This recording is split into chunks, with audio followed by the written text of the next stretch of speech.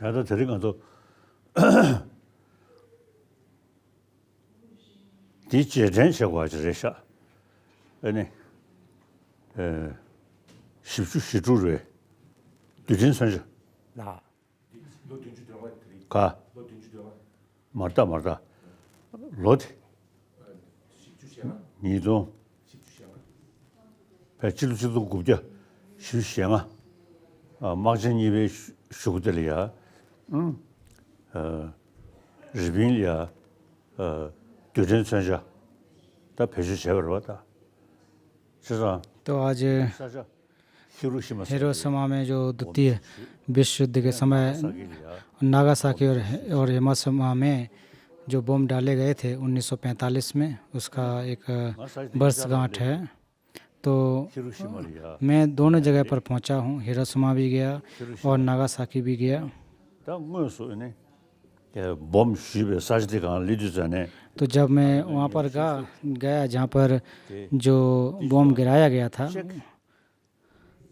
가이는 지 총들 내고 있나 지금 그래서지 강고 있어 तो वहाँ पर एक जगह थी 제디 아니 작 동물들의 카시 슈르샤 तो इतना ज़्यादा शक्तिशाली था 지시나로 कि जो लोहे के जो पिलर थे कुछ तो वहाँ पर एक प्रकार से जल गए थे, गल गए थे। 멜랑서를 지 두랑 포용 और बहुत सारे लोग जो अभी भी पीड़ित भी थे और आग से जो जले हुए 내버진데 कुछ जो बीमार लोग जो थे वो भी मुझे 남라사고 वहाँ पर मुझे मिले। तो उनको अंदर बहुत ही डर था, भय था। 저당원에 전에 되네 뒤시고 나가사길 फिर उसके बाद में नागासाकी गया। 다 간다 뒤진 선저스도 전에 다 랑제 샴팜기 롱에 디왕기 이네 베 다오디 다 가리네 베 तो इसलिए जो जिसको हम शत्रु समझते हैं अपने मन, सामी ता साबरजी तो ये अक्सर यही होता है कि जो भी हमारा दुश्मन है उसको हम नष्ट करना चाहते हैं। इस तरह से लोगों का विचार रहता है। 가스근이 쉬어들이 지 믿음이 있어 लेकिन जो स्वभाव की अगर बात की जाए, मनुष्य के स्वभाव की बात की जाए, तो एक दूसरे से प्रेम और करुणा का संदेश रहता है। 시합이나 अगर आप 유진 선저 배주시하시 अच्छाई के बारे में अगर बात करोगे, जो कोई अच्छे के लोग सोचता है तो कोई भी परमाणु बम का उपयोग नहीं करेगा। 저불리 시디 고선 매버치겠다 तो हम लोग तो यही कोशिश कर रहे हैं कि विश्व में जो कि शांति आ सके। 세상가 तो ये कोई असंभव भी नहीं है, संभव है। 냐마이겠다 तो आज का जो दिन है, 시마리가 तो हिरोशिमा में 뒤진 और जहाँ पर परमाणु बम गिराए गए तो उससे 기다 아니 나랑 एक बस कांटी है। 시디잖아요 다 알아서 다 원해지 저물리 시디 사디 तो हम लोग जो विश्व में शांति आए, हमेशा शांति की बात करते हैं। 당부디 시디 तो हमें अपने सबसे पहले अपने मन में शांति को लाने की आवश्यकता है। उसके बाद अभ्यास के द्वारा तो जो भी समस्याएं हों, मनुष्यों के जो भी समस्याओं का सामना करना हो सके, उस समय बातचीत करके एक दूसरे से संवाद करके समाधान करना चाहिए कि मुझे इसकी आवश्यकता है, आप भी इसके बारे में सोचें। 고유버디디 말한저 롤 녜베치 롤 셰베체체 아니 니편식 가는라 다디 아주 체투야지라 베나 김산식 나는 차샤나 베지 강에로 지 तो उदाहरण के रूप में अगर एक परिवार में ही अगर देख लें कि 사게 마티야지 कोई परिवार में ही अगर झगड़ा फसाद अगर होते हैं 저분이디 तो उनमें भी एक शांति नहीं रहती है। तो इसलिए हम लोग भी जो इस दुनिया में रहते हैं वो हमारा विश्व एक परिवार के रूप में है, घर के रूप में है। तो उसके साथ साथ हम बातचीत करके जो हमारी समस्याएं हैं उनको दूर कर सकते हैं। तो ये बिल्कुल नहीं सोचना चाहिए कि हमें जो दुश्मन है उसको नष्ट करना है, ऐसा नहीं सोचना है, पुरानी बातें हैं। तो आज हिरोशिमा पर जो बम गिराया गया था उसका दिन है।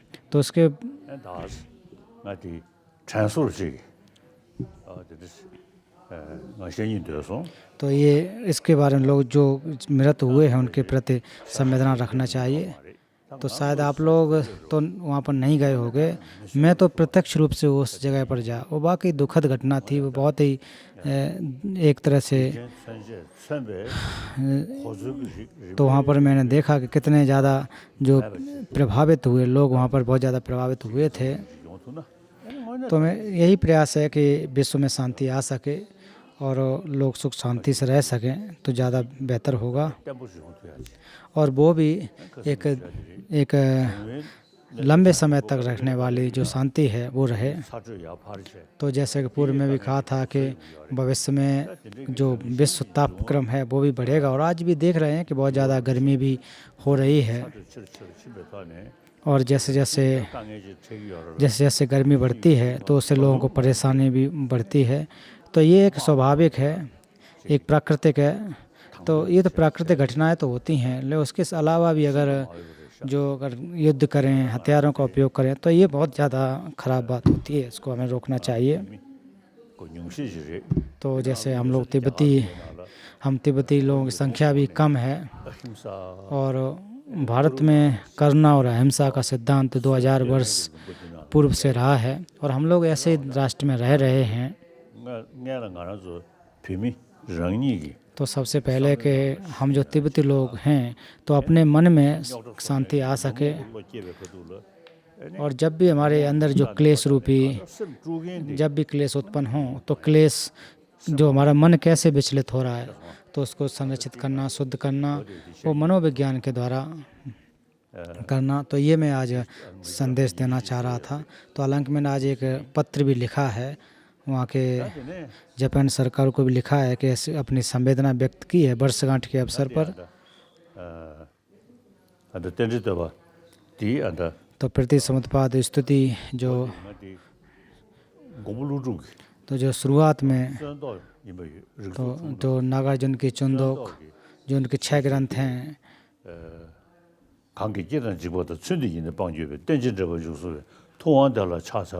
तो उसमें कहे जा रहे हैं जो वहाँ पर तथागत की एक स्तुति करते हैं, उनके शरण गमन करते हैं। तो अर्थ के रूप में समझें तो भगवान बुद्ध जो कि है एक भारत में पैदा हुए, आर्यवर्त भारत में पैदा हुए, और दूसरे बहुत सारे यहाँ पर भी अन्य शास्त्रा थे और लोग थे, उनसे हट कर के तथागत बुद्ध थे। वो क्यों खास थे तो उसकी वजह है, तो उसके कारण थे, तो उनके खास होने की वजह भी है। तो तथागत बुद्ध के भगवान बुद्ध जब भगवान बुद्ध से लेकर के आज तक तो अभी तक बहुत सारे शास्त्रा हुए होंगे, बहुत सारे वो अरहत हुए हैं, लेकिन फिर भी कर्म फल के सिद्धांत को व्याख्या करने वाले बहुत सारे सिद्धांतवादी हैं, लेकिन प्रतीत समुत्पाद की जो व्याख्या करने वाले हैं तो इस प्रकार की व्याख्या करने वाले तथागत बुद्ध अकेले ही थे।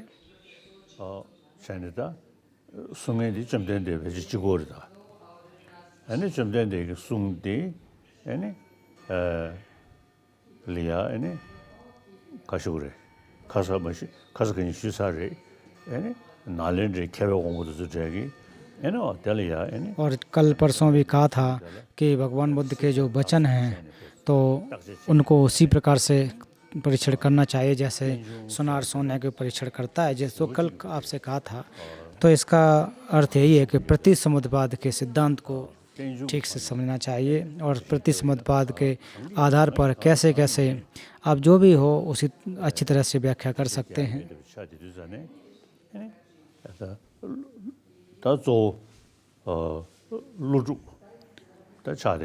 तो खासकर इनकी व्याख्या करने वालों में आचार्य नागार्जुन और उनके शिष्य आर्यदेव, और उन्होंने प्रति समुत्पाद की शून्यता या जो प्रति समुत्पाद, तो उनको बहुत ही अच्छी तरह से उसकी व्याख्या है, बहुत सारे सूत्रों का और अपनी तर्क को दे करके दोनों के साथ साथ व्याख्या की है।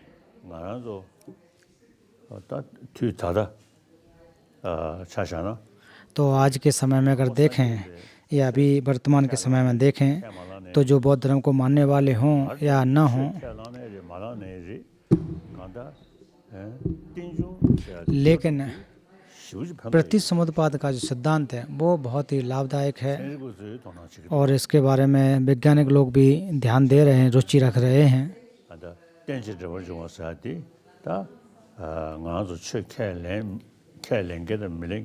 तो प्रतिसमुत्पाद का जो सिद्धांत है वो धर्म को मानते हों या न मानते हों वो सभी लोगों के लाभदायक है, क्योंकि इसमें दर्शाया जाता है कि परस्पर एक दूसरे पर आश्रित होकर के कैसे उत्पाद में आते हैं, कैसे उसका भव होता है।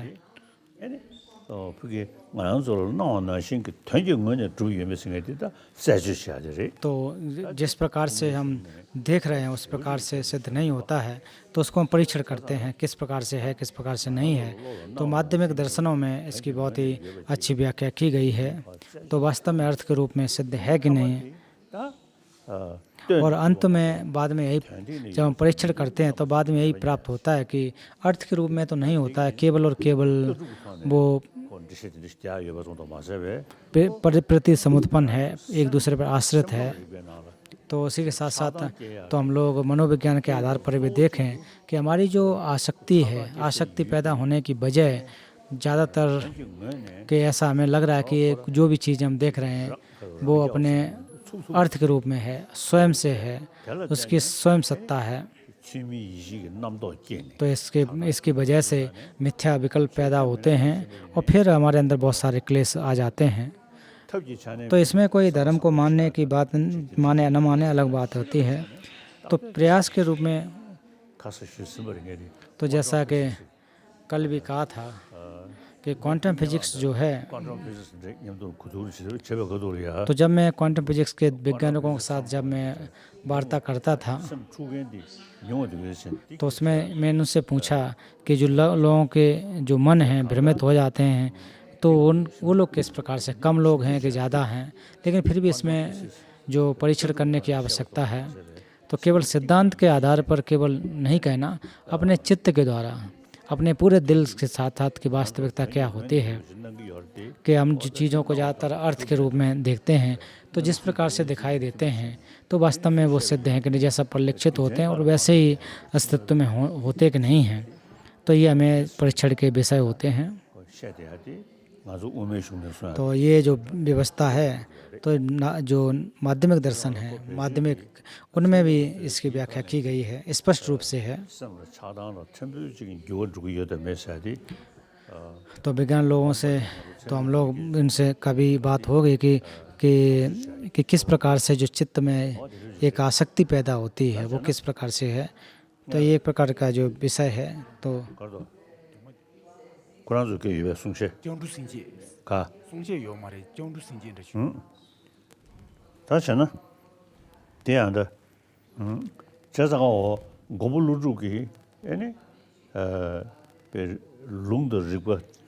तो नागार्जुन के जो यहाँ तक आगम की बात करें और बुद्धि की अगर बात करें तो उसमें कहा जाता है कि जो भी चीज़ें हैं वो स्वभाव एक अर्थ के रूप में नहीं होते हैं। तो आखिर को किस प्रकार से एक दूसरे पर फायदा पहुंचाते हैं, एक दूसरे पर एक दिखाई देते हैं, वो केवल और केवल चित्त के द्वारा रखी जाती हैं, ना मत के रूप में रखी जाती हैं। तो अज्ञानता, अविद्या, तो ये सारी चीज़ें जो जैसे ही हमारे अंदर क्लेश पैदा होते हैं तो उस समय जिस विषय को ग्रहण कर रहे हैं तो वो विषय किस प्रकार से है। तो जब चित्त जब हमारा एक शांति अवस्था में है तो उस समय में भी जो सत्यग्राह्यता तो रहती है। तो उस समय जब आप एक प्रकार से अब उपेक्षा की भावना में रख दोगे तो उस समय शायद जो विकल्प जो हैं आते हैं वो शायद नहीं होंगे। लेकिन फिर भी वैज्ञानिक लोगों के साथ में उनके शोध के अनुसार हमें बात करने की आवश्यकता है कि किस प्रकार से रहते हैं। तो हालांकि जो बहुत सारे विद्वान क्रम से पैदा हुए हैं, बहुत सारे आए हुए हैं, और जेरिम्पोछे ने और जो सुमति कीर्ति जी ने भी कि माध्यमिक और एने दूसरे चावना और जो चित्रमतवादी सिद्धांत हैं उनको भी उन्होंने अध्ययन करके उनको एक प्रकार से एक रूप से देखा जाए तो बहुत ही बृहद उनकी व्याख्या है। तो उसके अलावा भी हमारी जो चारों परंपराएं हैं तो सभी अपने अपने अध्ययन करते हैं और परीक्षण करते हैं, सब परीक्षण करते हैं। लेकिन जहाँ तक गंभीर रूप से परीक्षण की बात की जाए तो शायद जे रिम्पोछे अर्थात सुमत कीर्ति जी की गंभीरता है। तो उनके द्वारा जैसे कि आज जो चल रहा है प्रतिसमुत्पाद स्तुति उन्होंने रचना की है। तो कल श्लोक 30 तक हो चुके थे। 어디 데레 다 ऋग्वेद चाबा शिव चैनी सामुदायागी एने यिलु सादी जर्मछी पे तो जे रिम्पोछे ने भी बहुत ही परीक्षण उन्होंने किया और दूसरे जो सिद्धांतवादी थे उनसे हट करके जो व्याख्याकार उनसे हट करके उन्होंने व्याख्या की है। तो उन्होंने भगवान बुद्ध के जो दर्शन है किस प्रकार से गंभीर हैं और गंभीरता को हमें समझना चाहिए, ये उन्होंने कहा है कि आपके वचन को अनुपम देखने का हेतु प्रतिसमुत्पाद ही है। इसी मार्ग से अन्य वचनों की प्रामाणिकता का निश्चय होता है। यथार्थ देखकर सुदेशना देने वाले आपके द्वारा मार्ग का शिक्षण करने के सभी विपत्तियां दूर हो जाती हैं, क्योंकि उससे सभी दोषों का मूल अर्थात अविद्या आत्मदृष्टि का निवारण हो जाता है। तो तथागत बुद्ध ने भी अध्ययन किया, मतलब सीखे, आत्मसात किया और पाया कि जो हमारे मन में जो विचलन पैदा होता है, जो वजह होती किस प्रकार से है। तो उसी प्रकार से नागार्जुन ने भी देखा कि हमारे मन में एक प्रकार से जो बाधाएं आती हैं वो किस प्रकार से हैं।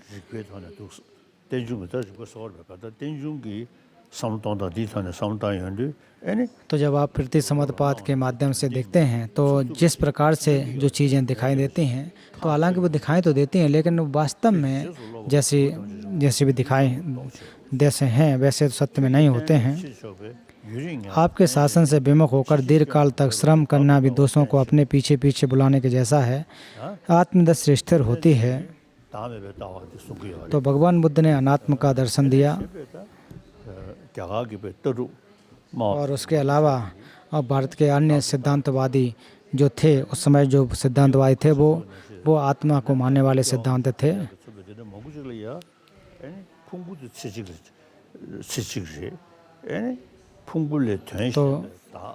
तो इसलिए बौद्ध धर्म के अनुसार और जो अन्य बौद्धों के अलावा कहते हैं कि जो हमारे स्कंद हैं वो तो इसी जीवन के लिए रहते हैं लेकिन आत्मा स्थिर रहती है, इसी से आगे के जीवन में चलता है, ये उनका मानना था और मानते भी हैं।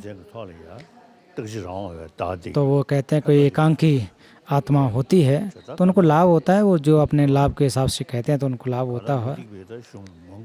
तो ज़्यादातर जो तैर्थांतिक हैं, जो अबोध को ग्रंथ हैं तो आज भी उसी प्रकार से हैं। तो उनके जो मान्यताओं के लोग हैं उनको मानने वाले लोग होंगे। लेकिन उसके अलावा अगर गंभीर रूप से देखते हो तो भगवान बुद्ध का जो शासन है जो वो अनात्म का सिद्धांत है। तो अहो जब विद्वानों के इन दोषों का अंतर ज्ञात हो जाएगा तब इससे वह अंतर हृदय से आपका आदर क्यों नहीं करेंगे।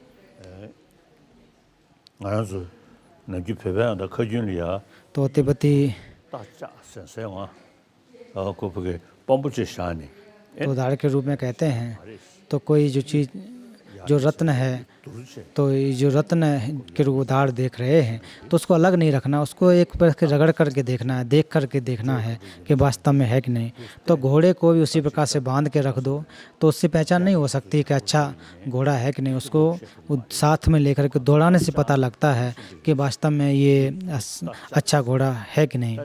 तो यही कहते हैं कि सोने को रगड़ करके तपा कर देखा जाता है, उसी प्रकार से घोड़े को दौड़ा करके। अर्थात जब कोई चीज़ें हों तो आप रख दो, जो धर्म के हाँ ऐसा है वैसा करते रहें तो नहीं, उसका परीक्षण करना चाहिए, अभ्यास करना चाहिए। तो सभी धर्म जो प्रेम करुणा की बात करते हैं उनका हम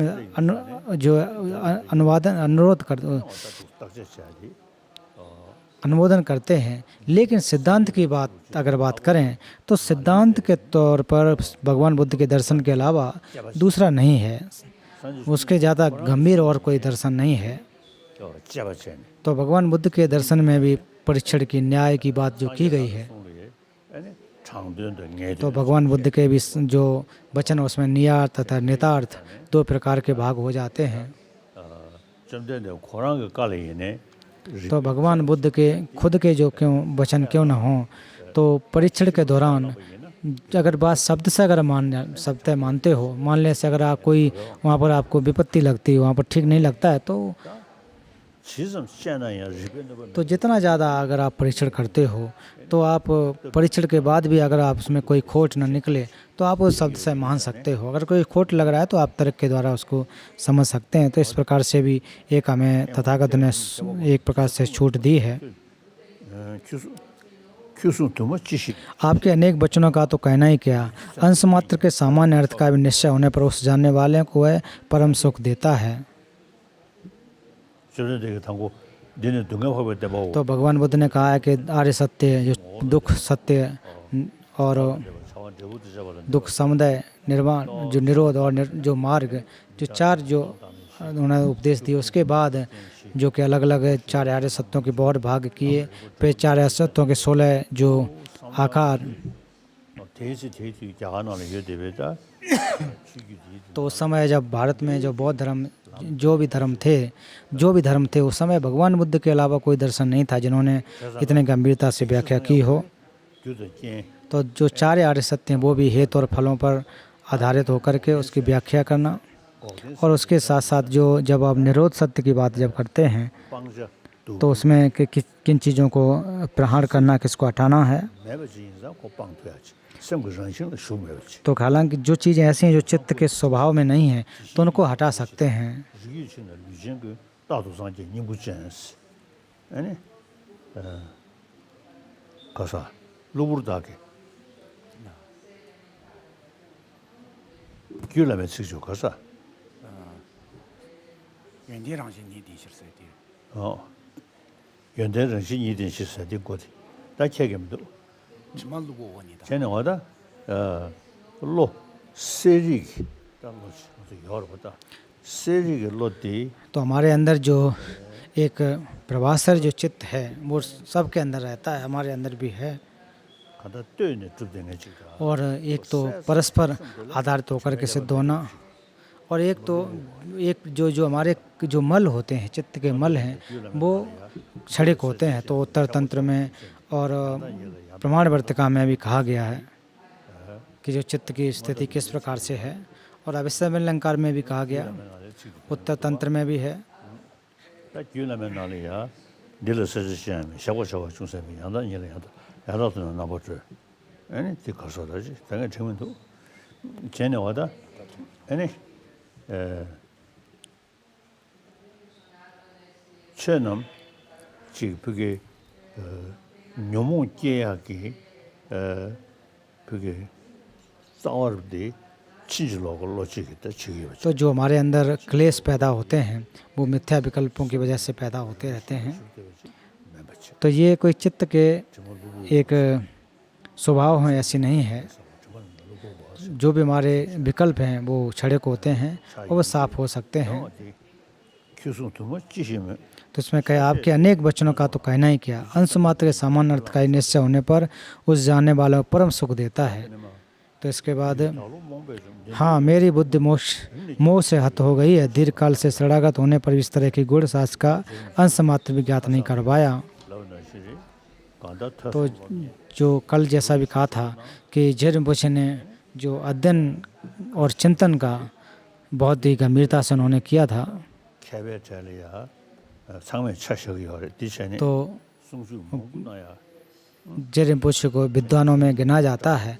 तो उन्होंने बहुत सारे ग्रंथों को रचना की, अलग अलग उन्होंने 17 ग्रंथों की रचना की है।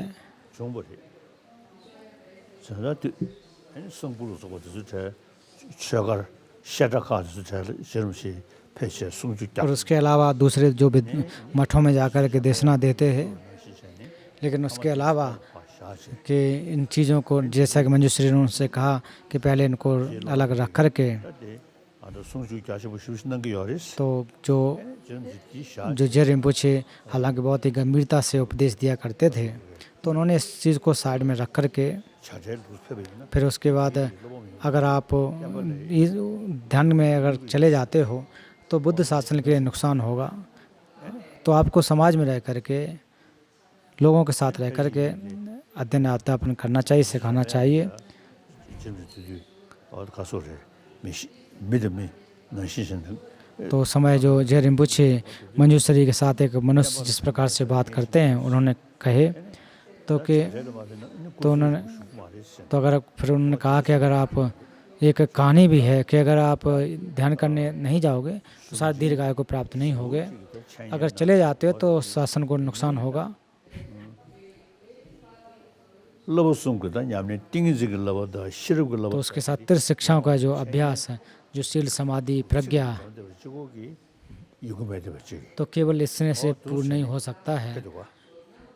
저자 어디 기후다로 몽배좀 딘제연데 풍불라 르니 교수 손주의 연대셔서 마세도 제 애니 차제를 फिर इसके बाद ध्यान करने के लिए चले गए 태섬 롬이 숙성분한 और उन्होंने बहुत ही गंभीरता से श्रवण किया, चिंतन किया 곰견이 और ध्यान करके है, 지기토네 곰견이 और वो भी वो परीक्षण के दौरान 냠뇨 फिर और अपने अनुभव के तौर पर उन्होंने भी एक अनुभव को उत्पन्न किया।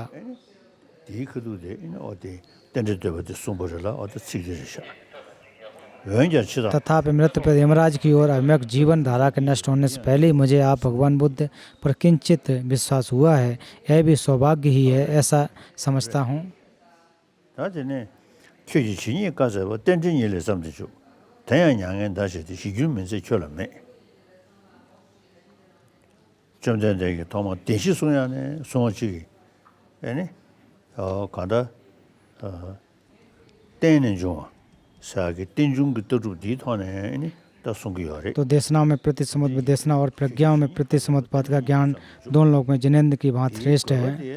तो इसकी जो आवश्यकता है आखिर को कैसे आवश्यकता रही है, 당신 매버스야지다 당신 방배 냥대 토비야지 आप ही जितनी देशनाएं हैं वे प्रति समुद्रपाद के प्रस्थान से प्रवृत्त हैं, वे भी निर्वाण के लिए हैं। 이사오 근준 तो उसके साथ दुख आर्य सत्य के साथ है समुदय, 고된 것도 지야 फिर जो 고 루단 निरोध सत्य, तो इसको किस प्रकार से प्राप्त किया जाए। 던진 일을 삼듯이 태양 양엔 다시 시규면서 결함에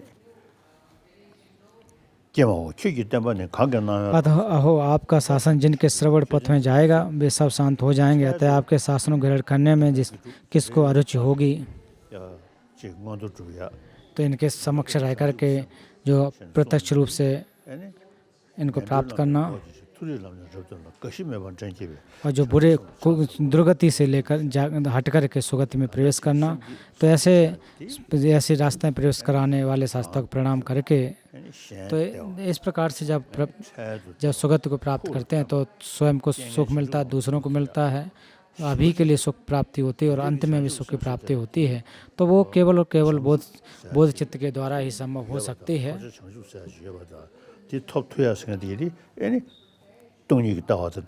तो ये जो बोध चित्त को प्राप्त कर सकते हैं और वो उसको भी शून्यता का जो दर्शन है उसको साथ रख कर के बोध चित्त की प्राप्ति की जा सकती है।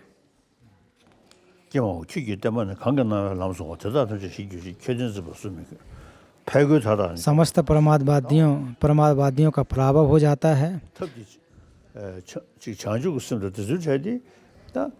और जहाँ तो उपाय के रूप में देखें तो उपाय के रूप में अगर बोध चित्त के रूप में देखें तो इसके लिए कोई तर्क नहीं है, इसमें कोई विवाद नहीं है, लेकिन फिर भी जो स्वार्थी रूपी चित्त हैं इनको हटाना की आवश्यकता है। तो इसके बारे में और जो अच्छे व्यक्ति बनना है, अच्छा हृदय रखना है, हमें अच्छा व्यक्ति बनना चाहिए, इसके लिए कोई तर्क नहीं है। तो आखिर को किस बात की आखिर को किस वजह से हमारे अंदर भेद हो जाते हैं, मतभेद होते हैं, वो सिद्धांत के तौर पर होते हैं।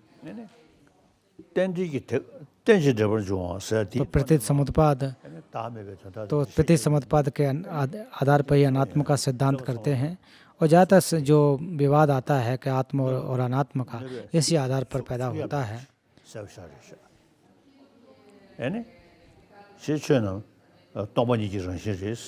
동배人士 니야 야마스 라바 समझिना तो केवल इतना कह रहे हैं कि वो शून्य के समान है, शून्यता के रूप में है, इतना कहते वो तो ठीक नहीं होता कि हर एक चीज़ जो है प्रति समुत्पन्न है, ये जानना चाहिए। ये जिस प्रकार से हमें दिखाई देते हैं उस प्रकार से सिद्ध नहीं है, ये जानना चाहिए। 배교타다 전보다 ताओ गेंदु तोंबता पूर्वों पर विरोध से शून्य भी है और पुरुषों को तो अर्थ दिलाता था। इस नए में मेरी रुचि बढ़ गई है।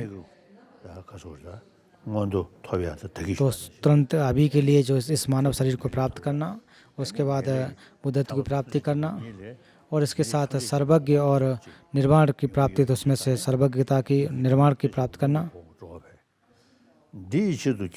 इस प्रतिस्मृत ज्ञान के लिए आपने कहीं किसी जन्म में शरीर और कहीं प्राण, प्रिय बंध और सम्मत समूह का संकल्प एक तक बार बार त्याग किया है।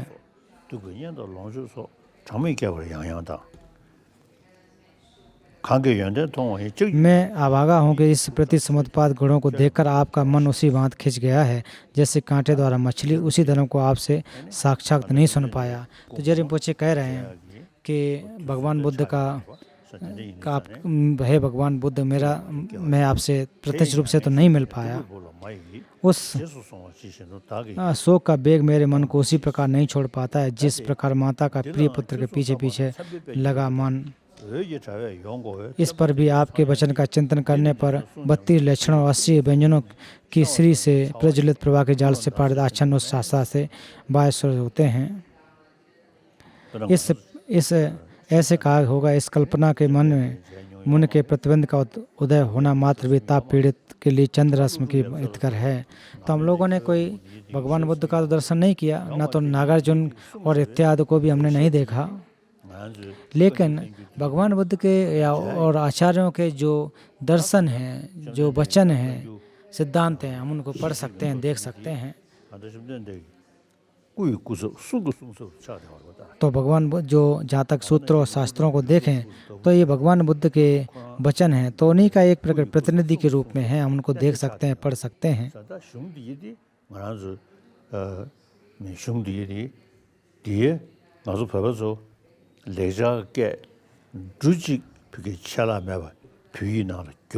तो हमारे जो तिब्बती भाषा में एक अक्षर मात्र भी नहीं छूटा है, सारा का सारा अनुवाद उसमें किया गया।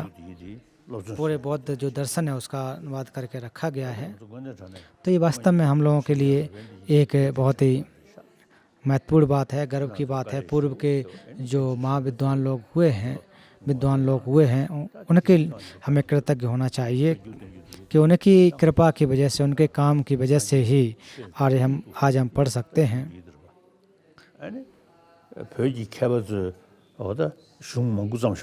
तो तिब्बती विद्वानों ने बहुत सारे ग्रंथों की रचना की है। तो जब इनका हम परीक्षण करते हैं, जब इनके जांच पड़ताल करते हैं और वहाँ जो विद्वान लोग हैं वो भी इन ग्रंथों को आधार बना करके परीक्षण करते हैं। तो भगवान बुद्ध का को हम लोगों ने तो साक्षात दर्शन नहीं किया, लेकिन उनके ग्रंथ हम पढ़ते हैं, उनका प्रवचन, उनका जो त्रिपिटक हम पढ़ते हैं और अपनी अपनी भाषा के माध्यम से उसको सीखते हैं। और उसके साथ साथ जो बहुत सारे विद्वानों के साथ हम वार्ता कर सकते हैं। तो इस प्रकार का हमारे पास एक अवसर है।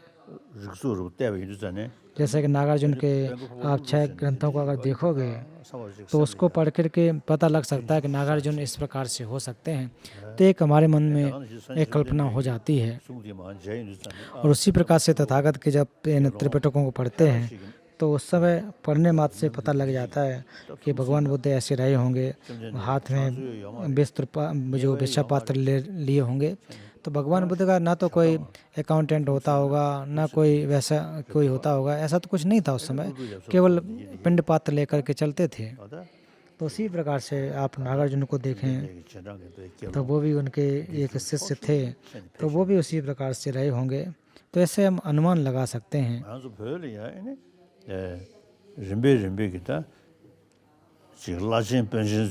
तो तिब्बत में तो धीरे धीरे बड़े बड़े लामा हुए, फिर धीरे धीरे कि जैसे राजनीतिकरण भी हुआ, लोगों के बनते लोगों के भिक्षुओं के बड़े बिहार भी बन गए, 어다 뜻이 चेले भी बन गए 이래지기도 봐. और बड़े धन भी अर्जित हो गए।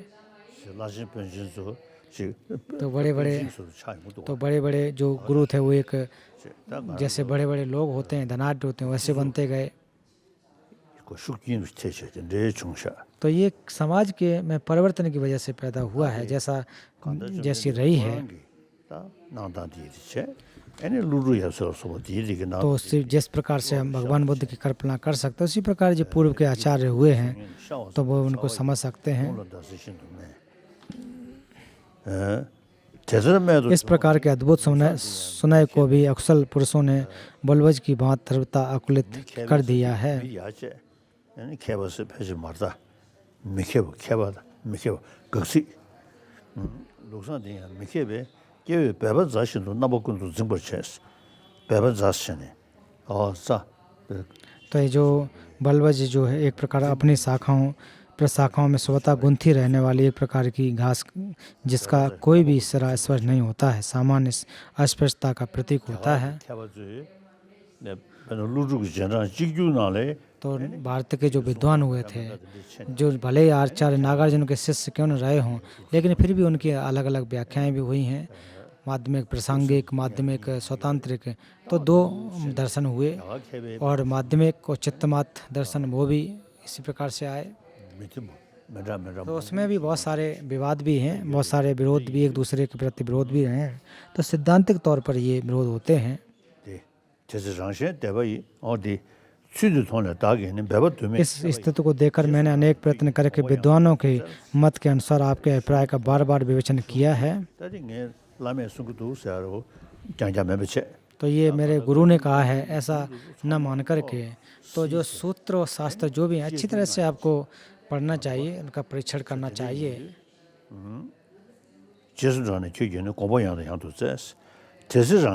उस समय स्व तथा अपर वर्गों के अनेक ग्रंथों का अध्ययन करने पर मेरा मन उत्तरोत्तर संदेह के जालों में संपीड़ित होता है। तो स्व से ना यहाँ का अर्थ है कि माध्यमिक और अपर या दूसरे चित्तमतवादी। तो माध्यमिक दार्शनिक जो स्वतंत्रिक, प्रासंगिक और स्वतंत्र, इन दोनों की बात है।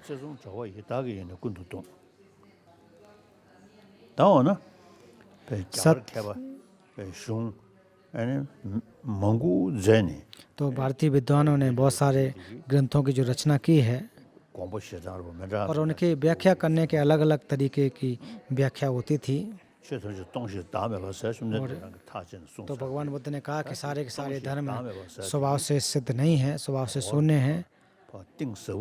तो जब इसकी गंभीरता से विचार करते हैं तो चित्तमात्मवादी सिद्धांत और माध्यमिक सिद्धांत, माध्यमिक में दो प्रासंगिक और स्वतंत्रिक, तो उनके अलग अलग अपनी व्याख्याएं रहती हैं।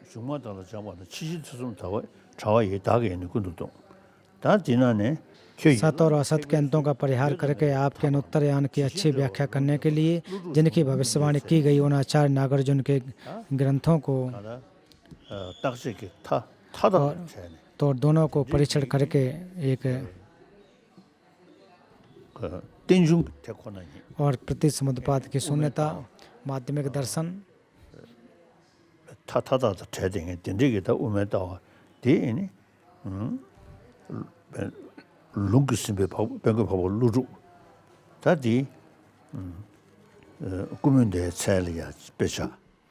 तो उन्होंने एक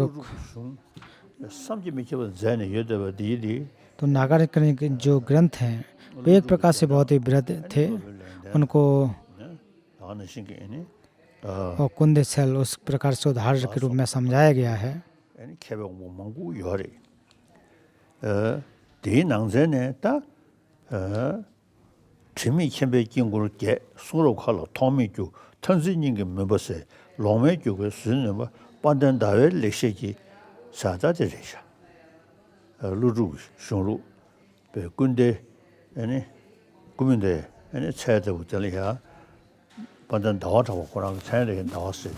तो कुमुद से तो जो उनको चंद्र कीर्ति को यहाँ इंगित किया गया है, चंद्र के रूप में उनको इंगित किया जा रहा है। तो अमल अधिगम के उपलब्ध से विभूषित और प्रवचन आकाश में असंग विचरण करने वाले, असंख्य ग्रंथों को तथा अंतग्राह रूपी अंधकार का हृदय के निराकरण करने वाले, मिथ्यावादी नक्षत्रों का अभिभूत करने वाले, श्री चंद्र कीर्ति की सुभाषित सुभ्रांश माला से स्फुटित किए गए उन नागार्जुन के ग्रंथों कुमुदों को गुरु आर्य मंजूश्री की कृपा से देखने पर मेरे मन को विश्राम मिला है। तो उनके जो शिक्षक या प्रश्नपाद, इनको अगर देखेंगे तो ये बहुत ही गंभीर ग्रंथ हैं। तो माध्यमिक अवतरण का एक जो वृत्ति स्ववृत्ति, ये बहुत ही महत्वपूर्ण है। मैं अक्सर इसको पढ़ता हूँ।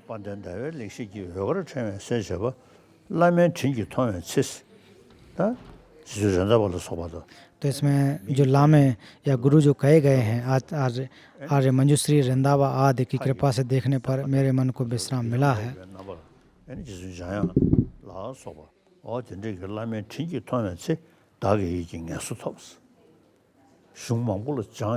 तो उन्होंने बहुत सारे ग्रंथों का अध्ययन करके, बहुत ही ग्रंथों को एक बार से परीक्षण करके इस प्रकार के चीज जो ग्रंथों की रचना की, उन्होंने सीखा। और तो उन्होंने वो कह रहे हैं कि जो चंद्र कीर्ति के ग्रंथ हैं उनको बहुत ही लाभ दिया।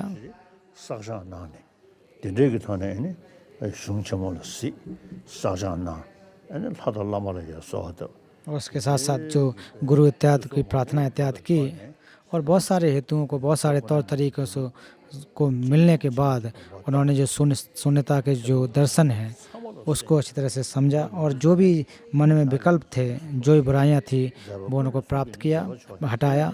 सभी कृत्यों में बाड़ी की नहीं कृत परम है, वह भी तो वह प्रतिसमत देशना ही है। अतः विद्वान इससे बुद्ध की अनुस्मृत करें। तो भगवान बुद्ध के जो कि शरीर के एक प्रकार से गुण, उनके शरीर के गुण, जो अनुव्यंजन, 32 प्रकार के लक्षण और छोटे और 80 प्रकार का अनुव्यंजन इत्यादि की विशेषताएं।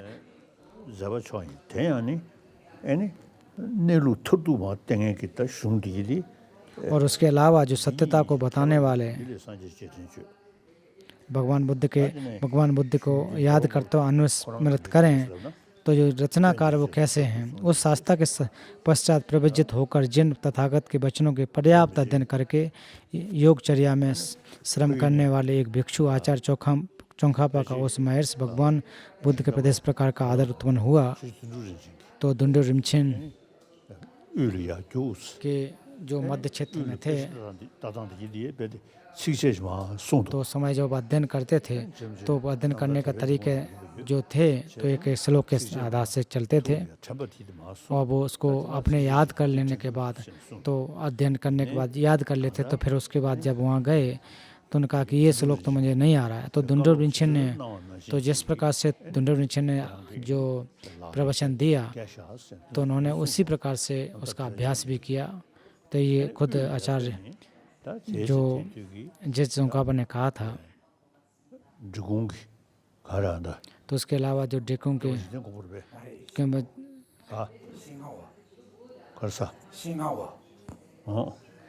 तो डेकुंग के सिंगावा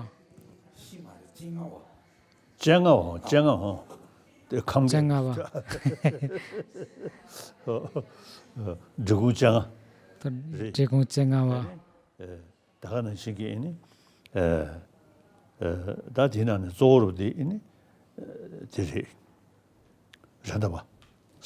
और खास करके उनके जो आचार्य रंधावा थे, साक्य परंपरा के थे। तो उस समय जो तिब्बत में जो सर्वश्रेष्ठ गुरु थे, तो उसमें रंधावा और निंगमा में लोटा दुपछे। तो ये अलग अलग तरीके से एक पर हटके के थे।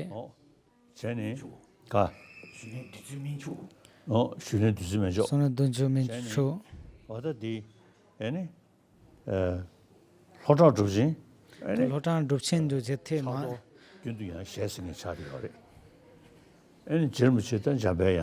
और जेरिम्पोचे ने तो प्रत्यक्ष रूप से मंजेश्वरी का साक्षात किया था।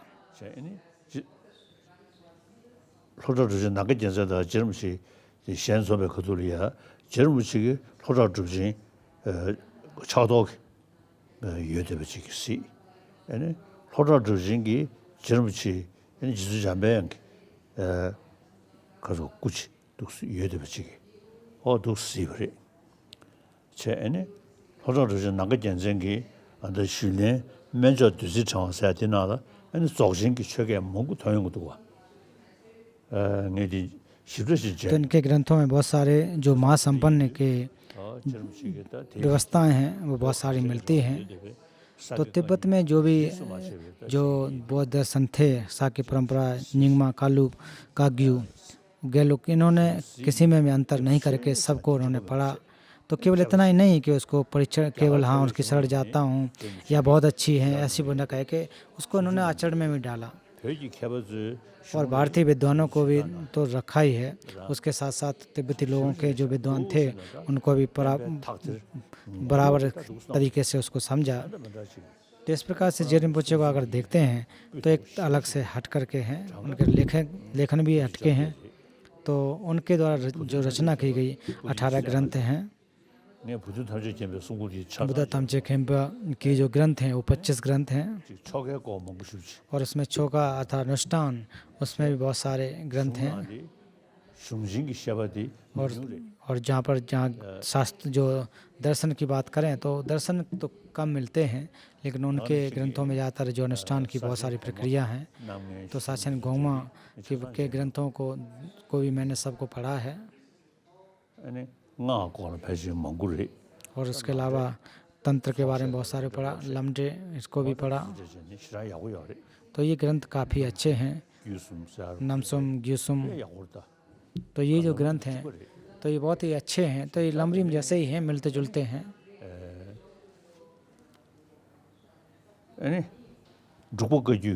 फिर डुकपा गाग्यू परंपरा के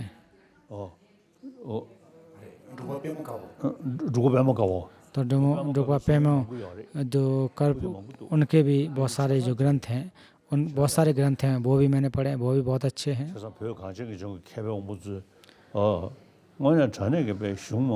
तिब्बत के जो बहुत सारे जो विद्वान हुए हैं तो उन्होंने अच्छे ग्रंथों की रचना की है।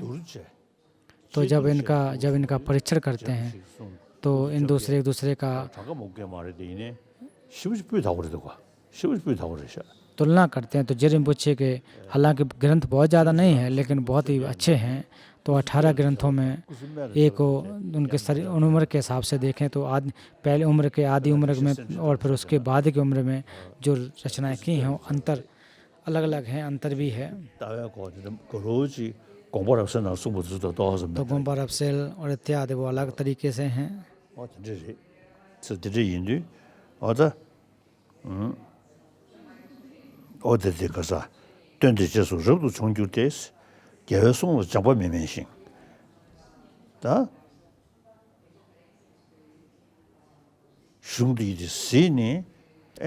तो इनके ग्रंथों को पढ़ने के बाद योगचर्या में श्रम करने वाले जो आचार्य चोंखापा जी थे, उन्होंने सूत्र और तंत्र दोनों को अच्छी तरह से पढ़ा, अच्छी तरह से जाना। उसके बाद वो ध्यान की अवस्था में गए।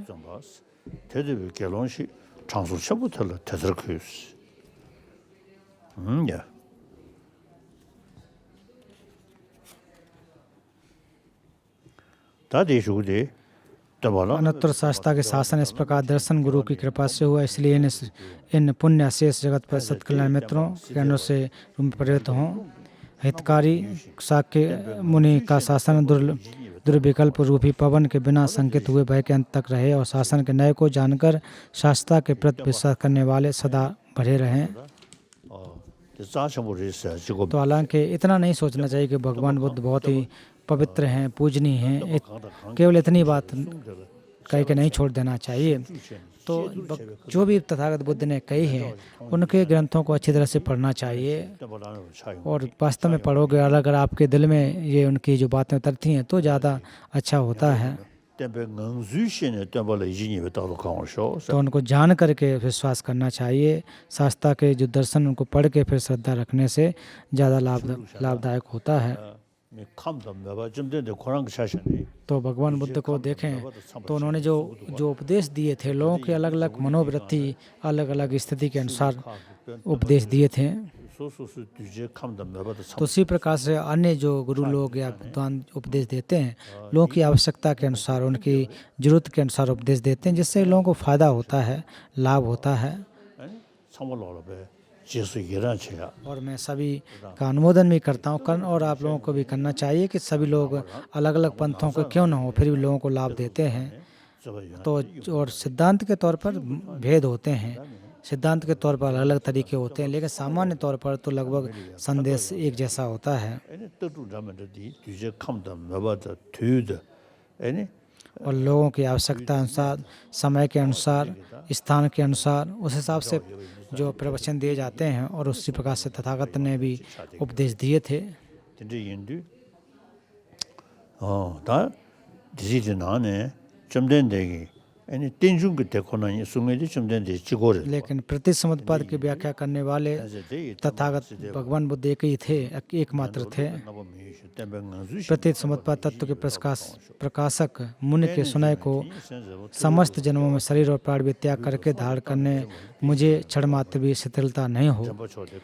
उस परम नायक की अपरिमित तपस्या के अनुष्ठान सार साधित इस देशना की समृद्ध किस उपाय से हो सकेगी, ऐसा विचार कर दिन रात व्यतीत हों।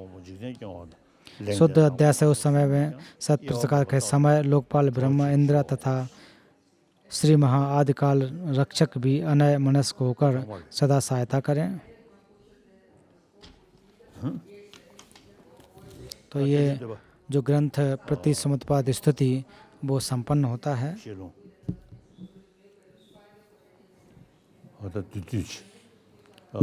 तो संक्षेप में कहा जाए तो यहाँ पर समाप्त होता है। इसके बाद अब आप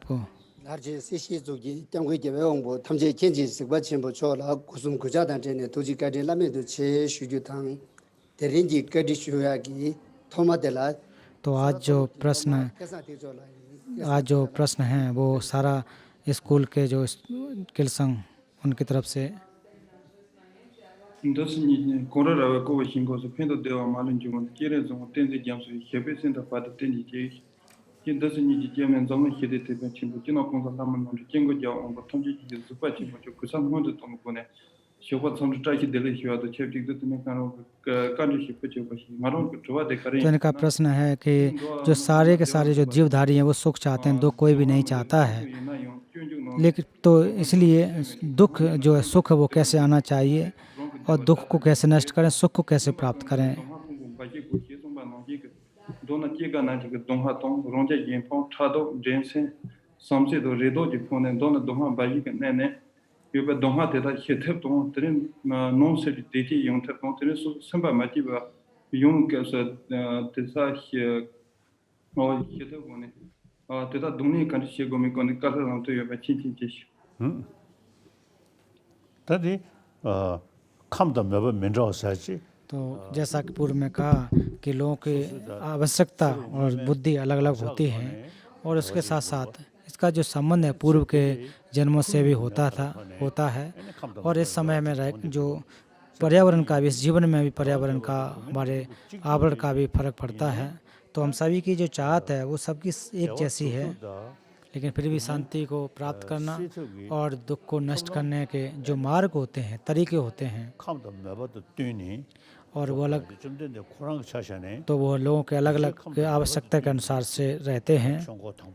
तो भगवान बुद्ध ने उसी के आवश्यकता के अनुसार पहला धम्मचक्र उपदेश दिया, द्वितीय धम्मचक्र उपदेश दिया। तो जो संध्या निर्मोचन सूत्र के अनुसार अगर देखें तो उसी में कहा जाता है कि लोगों की आवश्यकता अलग अलग होती थी।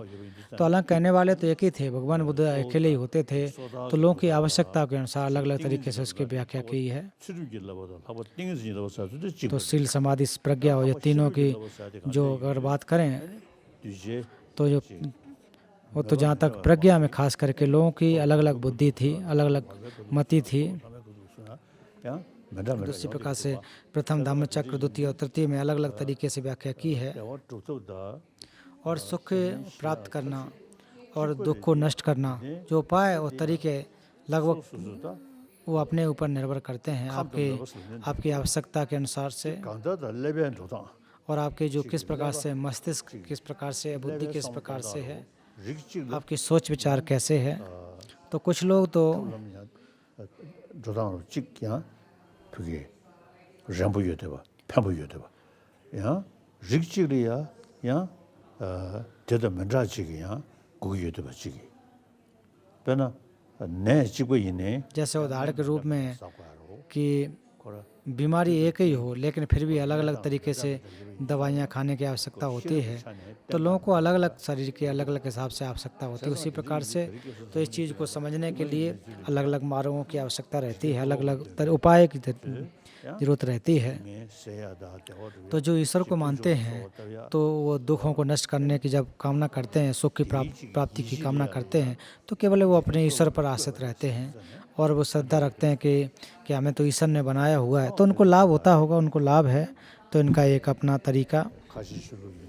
और जहाँ जो मुस्लिम हैं, इस्लाम धर्म को मानने वाले, वो अल्लाह को मानते हैं कि जो भी सुख दुख हैं वो इनके द्वारा निर्मित हैं, इनके द्वारा बनाए जाते हैं। और इसके अलावा जो भी धर्म हैं, जो भी परंपरा हैं, तो उनकी अपनी अपनी व्यवस्थाएं हैं, अलग अलग चीज़। तो इसलिए लोग और लोगों की आवश्यकता अलग अलग होते हैं, तो इसलिए अलग अलग उपाय भी होना चाहिए, मार्ग भी अलग अलग होने चाहिए। तो इस दुनिया में कोई 7 अरब से ज़्यादा की आबादी है, तो उन सब की अलग अलग सोच, आवश्यकता भी अलग अलग है, पर्यावरण भी अलग अलग होते हैं। और बचपन से ही जो जैसे ही जब पैदा होते हैं तब से आदतें भी लोगों की अलग अलग होती हैं। तो अलग अलग सिद्धांतों की वजह से उन लोगों को लाभ होता है, फ़ायदा होती है। तो जैसे जिन चीज़ों को हम देख रहे हैं, जिन चीज़ों को देख सकते हैं, तो ये बहुत सारे लोग ऐसे हैं जो बहुत अच्छे, जो कि धार्मिक हैं, अभ्यास करने वाले हैं।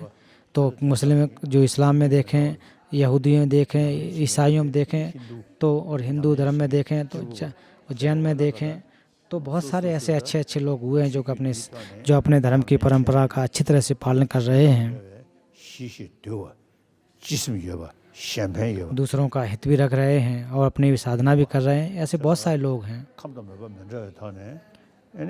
तो लोगों की अपनी अपनी आवश्यकता है, लोगों की अपनी ज़रूरत है। और लेकिन जो ज़रूरत है, जो सुख और दुख, जो सुख की प्राप्ति हो, दुख न मिले, ये लगभग समान है। लेकिन पर्यावरण का भी उस पर बहुत ज़्यादा फर्क पड़ता है और समुदाय का भी बहुत बड़ा फर्क पड़ता है। तो ये हमें होनी चाहिए। तो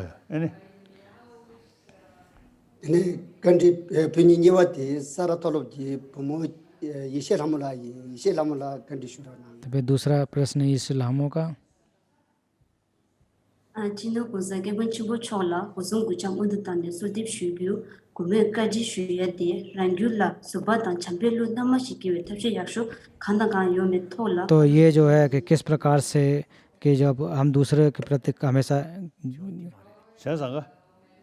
एक प्रकार से ईर्ष्या पैदा हो जाती है, तो ईर्ष्या कम कैसे करने चाहिए।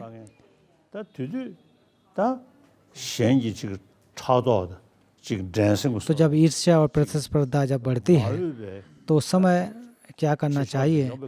तो जब भी ईर्ष्या और जो प्रतिस्पर्धा बढ़े,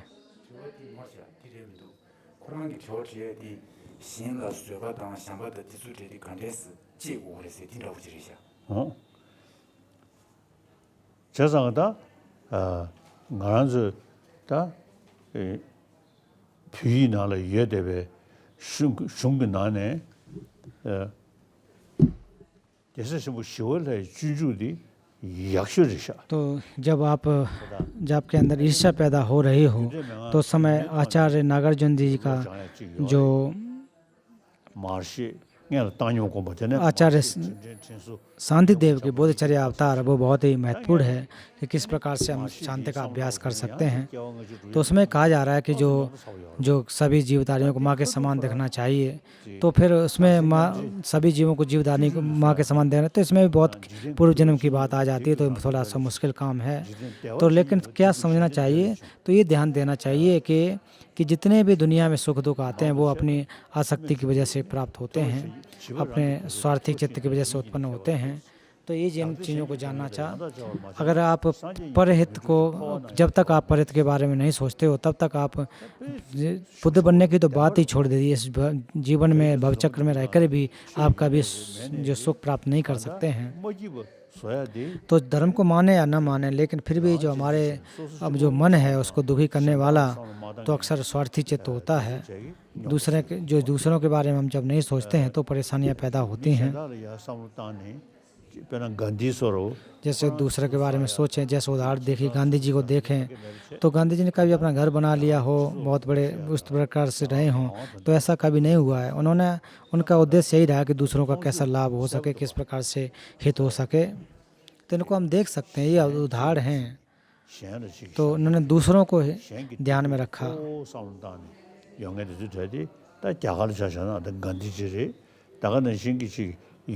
तो भारत में गांधी जी को देख सकते हैं, तो यूरोप में भी अन्य लोग हुए हैं। तो उन्होंने परहित के बारे में सोचा, दूसरों के बारे में सोचा। तो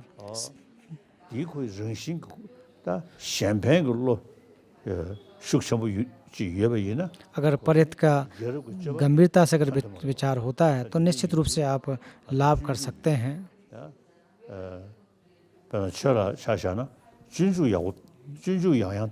तो इसलिए मैं कहना चाहूँगा कि बोधचर्य अवतार को बार बार पढ़ना चाहिए। अगर इसको जब पढ़ोगे तो आपके अंदर जो ईर्ष्या जो पैदा हो, दूसरों को देखकर ईर्ष्या इत्यादि होती है, वो नहीं होगा। अगर कोई आपको परेशानी देता है तो इसको एक कल्याण मित्र के रूप में मानना चाहिए। अगर कोई मुश्किल दे रहा है तभी तो आप धैर्य का अभ्यास करोगे। अगर कोई आपको मुश्किल न दो, परेशानी न दे, तो फिर किस बात का आपको धैर्य करने की आवश्यकता तो नहीं है। भगवान बुद्ध पर आपको धैर्य करने की आवश्यकता नहीं है, तो किसको करना है? जो आपको मुश्किल दे, परेशानी दे, उसके ऊपर अभ्यास करना चाहिए। तो इसलिए जो जिसको दुश्मन है उसको एक आप कल्याण मित्र के रूप में समझना चाहिए। तो उदाहरण के रूप में अगर मैं कहूँ कि मैं जो बोधचर्य अवतार बार बार पढ़ता हूँ और उसमें जो शांति पारमिता जो 6वां अध्याय है उसको बार बार पढ़ता हूँ, और 8वां अध्याय जो हालांकि नाम उसका समाधि है, लेकिन उसमें आत्म परावर्तन जो बुद्ध चित्त का उत्पाद है उसका मैं अभ्यास करता हूँ, पढ़ता हूँ। इसलिए आपको जो 6वां अध्याय है उसको अगर बार बार सोचते हैं, अच्छे तरह से आप पढ़ते हो, तो आपके अंदर जो ईर्ष्या, क्रोध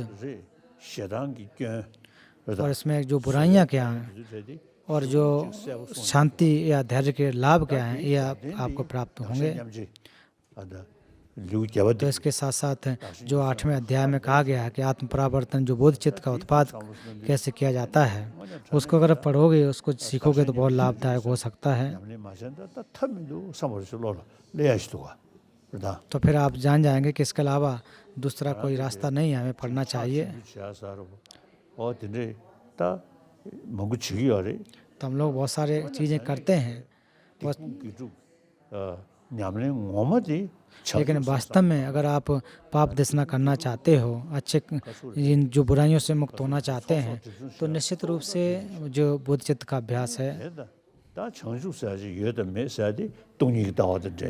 तो बोध चित्त है कि नहीं, तो इसको शून्यता के रूप में समझना चाहिए, इसके आधार बनाकर रखना चाहिए। तो जो क्लेश है, एक 2 प्रकार से होते हैं। एक तो क्लेश एक हमारे स्वार्थी रूप से जुड़ा होता है, तो उसके भी एक छोटे छोटे हेतु और वजह होते हैं। तो ज़्यादातर जो हमारे जो विचार हैं वो मैं और मेरी भावना की वजह से पैदा होते हैं, और मैं अकेला हूँ और मैं ही हूँ, इस प्रकार के विचार आते हैं। इसलिए हमारे जो काय, वचन और मन, इन तीनों पर अधिकार करने वाले कोई आत्म है, इस प्रकार का विचार रहता है कि मेरा मन, मेरा चित्त, मेरा विचार। तो इस प्रकार से देखें कि जो काय, वचन और मन, ये तीनों हैं, लेकिन ये हैं कहाँ, ये हमें ढूंढना चाहिए। तो एक बार मुझे 게디 가서래 라인이 지금 뭐지 बचे तो एक बार मुझे एक बहन मिली तो वो कही कि मेरा मन जो है बहुत विचलित होता है। तो मैंने कहा जब मैं कह रहा वो कहाँ है, तो उन्होंने कहा कि हृदय में है, बीच में है। और मैंने पूछा कैसा है, गोल गोल है या चौकोर है, तो उसने कहा कि मैं जो है गोल गोल होता है। 편도도가 तो इस प्रकार से अगर आप कहते हैं तो मैं 그 지금 투주식이 तो कभी कभी यही रहता है मेरे लिए वो बुरा कर रहा है, मुझे नुकसान पहुंचा रहा है, तो इसको अगर ढूंढोगे तो आपको मिलेगा नहीं। 난 링링식으로 시작도가 어떤 얘기 제가 샴페인기 롯게야디 아니 그런 개진송에디 나게다 차도도 드저 시결이 드저체디 나선 사셔볼 수 있니 को यों दे तो हालांकि इसके बहुत ज़्यादा जो मुश्किलें पैदा करते हैं, बहुत नुकसान होते हैं, लेकिन उससे कोई लाभ नहीं होता है। 야체외 전에 현진지기 연대 रांचीजी अगर और अच्छी तरह से अगर और इसके बृहद रूप में सोचें तो स्वार्थी जो चित्त है उसकी हानियाँ और दूसरे के बारे में परहित सोचने के जो लाभ हैं उसके बारे में हमें सोचें तो जरूरी उससे लाभ होगा। 랑겨가지고 아주 로를 샤네 디 용되기도가 저상가 아주 최ኛ는 조르디 तो हम जो धर्म का अभ्यास करते हैं तो उसमें बोध चित्त का अभ्यास करना, शून्यता का अभ्यास करना, ये बहुत ही महत्वपूर्ण है। 별이야다 지 상황을 다수 쳐부ቸ니 तो तिब्बत में जहाँ तक तंत्र का जो दर्शन है तो उसमें बहुत ज़्यादा विकास हुआ है। तो ये ठीक है, अलग अलग तरीके हैं, अलग अच्छी बात है। 무슨 무엇이도 사와도 무슨 무엇이도 항사지 तो वो किस प्रकार से जानना चाहिए ओम स्वभाव सिद्ध हूँ। तो ये तंत्र के जितने भी जो व्यवस्था हैं उसमें सब में आते हैं, शून्यता का अर्थ आता है, शब्द आते हैं। तो अगर आप अभ्यास करते हो तो शून्यता का अभ्यास करना चाहिए और शून्यता रूपी जो जिस भी इष्ट देव को आप कर रहे हैं तो उस रूप में प्राप्त कर रहते हैं।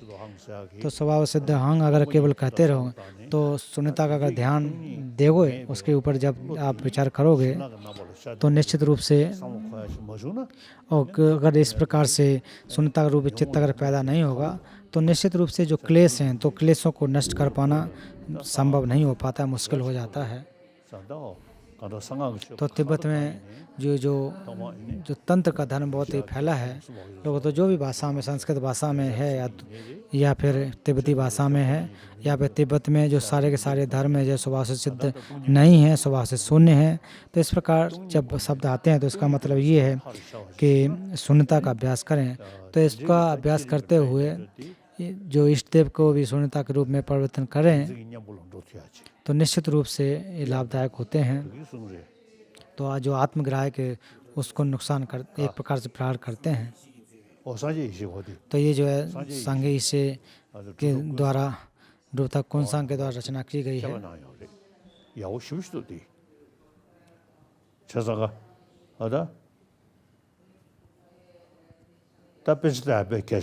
तो सबसे पहले कि आपको अध्ययन करना चाहिए और जो गंभीर जो मार्ग हैं वो किस प्रकार से, और बोधचर्य अवतार के भी जो गंभीरता से और आत्म परावर्तन के जो अभ्यास हैं उसको भी आप सीखें। एक गंभीर और एक बृहद, तो इनको एक मेहनत करना चाहिए, जबरदस्ती करना चाहिए, जैसे कि बुद्ध माध्यमिक के अवतरण और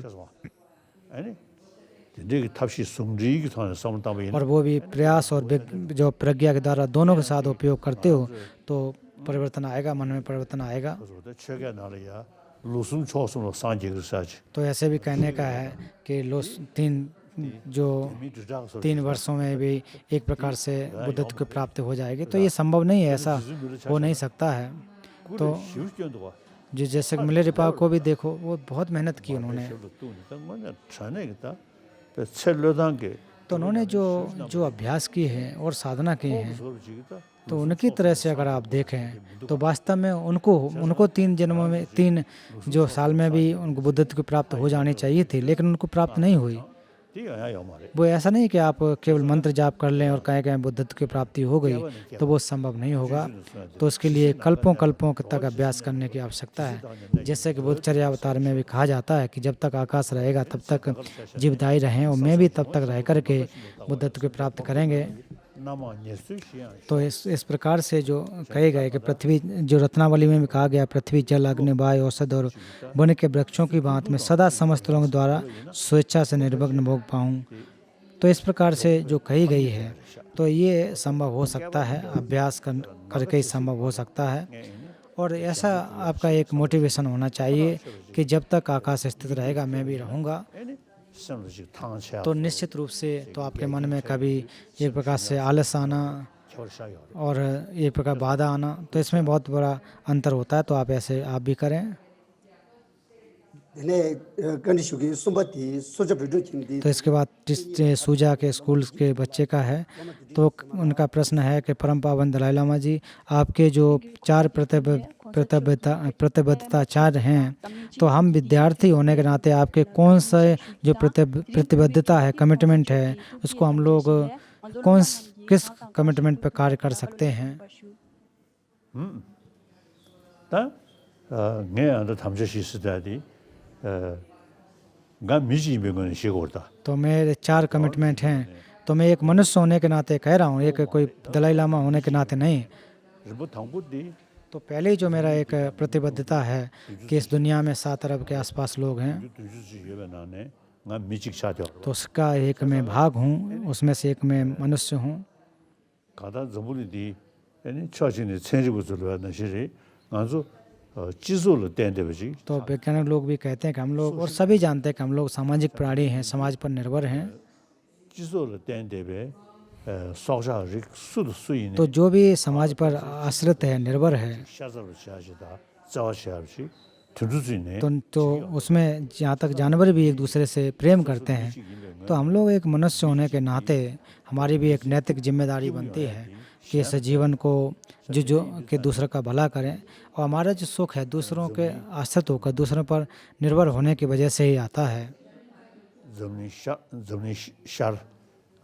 sharma तो जैसे उदाहरण के रूप में एशिया की मोहम्मदी यूरोप दा जैसे पूर्वी अगर क्षेत्र देखें तो उनका संबंध यूरोप के साथ साथ है, और ये जो यूरोपियन का एशिया के साथ साथ संबंध है, तो एक दूसरे के साथ साथ जो संबंध हमारा है, तो इनको अगर आर्थिक रूप में देखें तो दुनिया की जो अर्थव्यवस्था है वो सब एक दूसरे के साथ जुड़ी हुई है। तो इस दुनिया में अलग अलग द्वीप हैं, अलग अलग राष्ट्र हैं, तो ऐसा तो नहीं कहा जा सकता कि अलग अलग, तो इसको नहीं बांटा जा सकता, वैश्विक अर्थव्यवस्था आंकी जाती है। तो इसी प्रकार से जो मनुष्यों का एक स्वाभाविक जो प्रेम है, प्रेम, तो इसमें केवल बाहरी रूप से जो भौतिक रूप के बारे में हम सोचें ऐसी बात नहीं है। तो मैं यही कहता हूँ कि केवल भौतिक बारे में न सोच करके कि हमारे जो मानसिक जो सुख है वो कैसे प्राप्त हो सके। तो राष्ट्र भी हो, तो राष्ट्र में भी अगर लोग अच्छे होंगे, खुशहाल होंगे, तो वहाँ भी शांतिमय होगी, शांति बनेगी। तो मेरा पहला ही जो कमिटमेंट या फिर जो प्रतिबद्धता है, तो इसमें कोई धर्म की बात नहीं है, इसमें एक और वास्तव में एक वैज्ञानिक दृष्टिकोण है कि अगर हम अच्छे व्यक्ति बन सकें, तो ये मेरी एक पहली प्रतिबद्धता है। तो दूसरी प्रतिबद्धता होने के नाते कि मैं बौद्ध हूँ, धार्मिक व्यक्ति हूँ, तो धर्मों के बीच सद्भाव कैसे आ सके। तो अलग अलग सिद्धांत होते हैं, अलग अलग दर्शनों के अपने अपने सिद्धांत होते हैं, लेकिन जो उनकी जो एक प्रकार से संदेश है, प्रेम, करुणा, मैत्री, सबका समान होता है। और इससे जो अनेक प्रकार के धर्म या पंथ होते हैं, तो लोगों को लाभ हुआ है। तो आप सभी धर्म आपस में सद्भाव बना सकें, तो सर्वधर्म समभाव का जो दूसरी मेरी प्रतिबद्धता है। तो आप उदाहरण देख लो कि दुनिया के जितने भी धर्म हैं वो भारत में सभी के सभी विद्वान हैं, सभी धर्म के लोग यहाँ रहते हैं। तो कभी कभी आपस में छोटे छोटे तो झगड़े फसाद होते हैं, लेकिन सामान्य तौर पर देखें तो भारत एक उदाहरण है, दुनिया के लिए उदाहरण है। तो दूसरे राष्ट्रों को आप देखो कि जैसे कि मुसलमानों में आप देखो तो शिया सुन्नी में आपस में झगड़े होते हैं। तो हम लोगों के नज़दीकी जो सीरिया देख लो, पाकिस्तान को देख लो, अफ़गानिस्तान, तो उसमें आपस में जो धर्मों के बीच झगड़े हैं, बहुत सारे झगड़े फसाद होते हैं। तो भारत में इस प्रकार से शिया सुन्नी और धर्मों के बीच तो झगड़े नहीं होते हैं। तो सभी देशों में ऐसा ही होना चाहिए, धर्मों के बीच में सद्भावना होना चाहिए। तो सिद्धांत अलग होते हैं, तो सिद्धांत लोगों की आवश्यकता के अनुसार होते हैं, तो लेकिन मूल बात अगर करें तो प्रेम और करुणा का अभ्यास है। तो इसलिए मेरी प्रतिबद्धता कि धर्मों के बीच सद्भावना बने।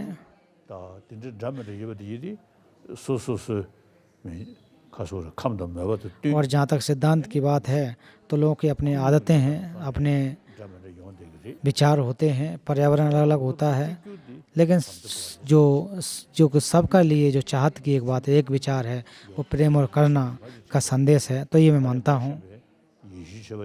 तो मेरे बहुत सारे क्रिश्चियन मित्र हैं, मुस्लिम मित्र हैं।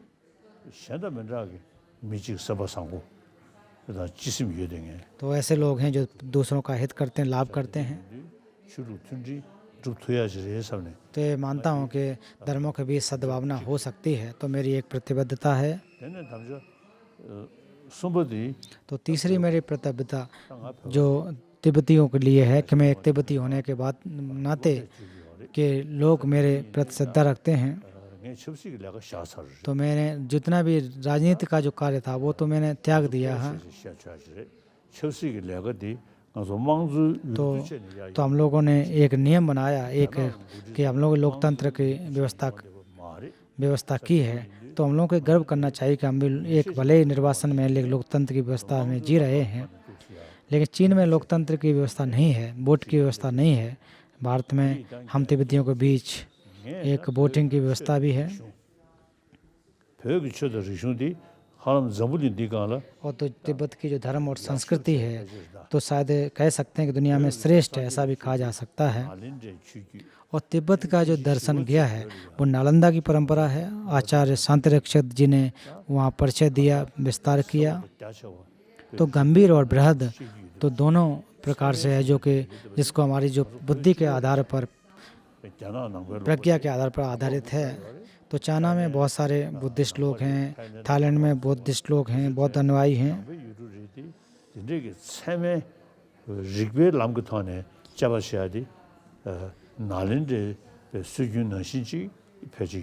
तो इसलिए अन्य देशों में अगर जो बौद्ध राष्ट्र उसमें अगर आप देखते हैं तो वो जिस प्रकार से नालंदा परंपरा में तर्क की व्यवस्था है वैसी नहीं है। तो वो केवल और शब्द से मानते कि हाँ ये ऐसा कहा है, भगवान बुद्ध ने ऐसा कहा है, तो सूत्रों पर आधारित हैं। तो उसमें इस तर्क का या न्याय की इतनी व्यवस्था नहीं है। तो तिब्बत परंपरा में एकमात्र हैं। तो भारत में जो तिब्बत में आचार्य शांतिरक्षित गए और उन्होंने नालंदा की जो परंपरा है उसका वहाँ विस्तार किया, परिचय दिया। और वो तो खुद माध्यमिक दर्शन को मानने वाले थे।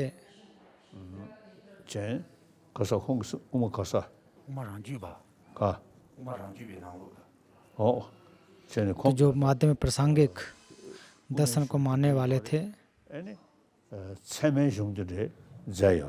उन्होंने प्रमाण के भी ग्रंथों की रचना की है।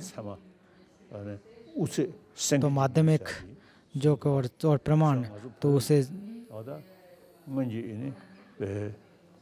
तो दोनों प्रकार के ग्रंथों की रचना उन्होंने की है। तो उनके कृपा के आधार पर, तो हम लोग उनकी कृपा की वजह से आज जो तिब्बत में बौद्ध धर्म है शायद हम कह सकते हैं कि एक अच्छी तरह से व्यवस्थित है। तो उसको हम एक अपने तर्क के द्वारा, बुद्धि के द्वारा सिद्ध कर सकते हैं।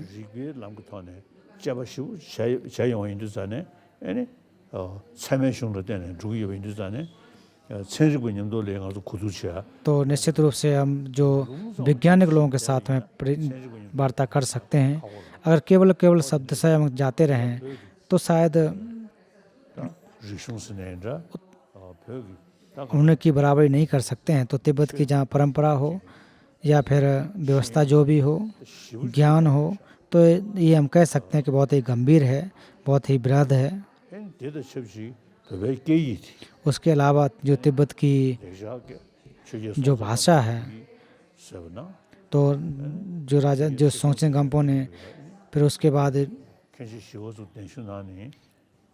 और आचार्य शांतिरक्षित को वहाँ पर बुलाया तो संत ऋषि ने कहा कि आपकी तो भाषा तो है ही, आपकी भाषा को जो जब है तो आपको अपनी भाषा में अनुवाद करना चाहिए, दूसरी भाषा में अनुवाद की आवश्यकता नहीं, आपको तिब्बती भाषा में अनुवाद कर लेना चाहिए। तो ये आचार्य शांति चित्त जी ने कहा। तो उन्हीं के समक्ष उनके समय से जो अनुवाद प्रारंभ हुए, तो अभी सूत्रों की संख्या जो 100 के आसपास और शास्त्रों की संख्या 200 के आसपास है। तो ये तिब्बती भाषा में उपलब्ध हैं। तो इसलिए जो हमारी तिब्बती भाषा है वो काफ़ी महत्वपूर्ण है। उसका डायरेक्ट तिब्बती भाषा जो संस्कृत भाषा से अनुवाद किया गया और उसके अर्थ को जान करके, अर्थ को समझकर, और धीरे धीरे जब अनुवाद होते गए तो नए नए शब्दों का भी निर्माण होता गया। तो इसलिए संस्कृत और हिंदी बहुत ही, संस्कृत और तिब्बतन बहुत ही नज़दीक भाषा है।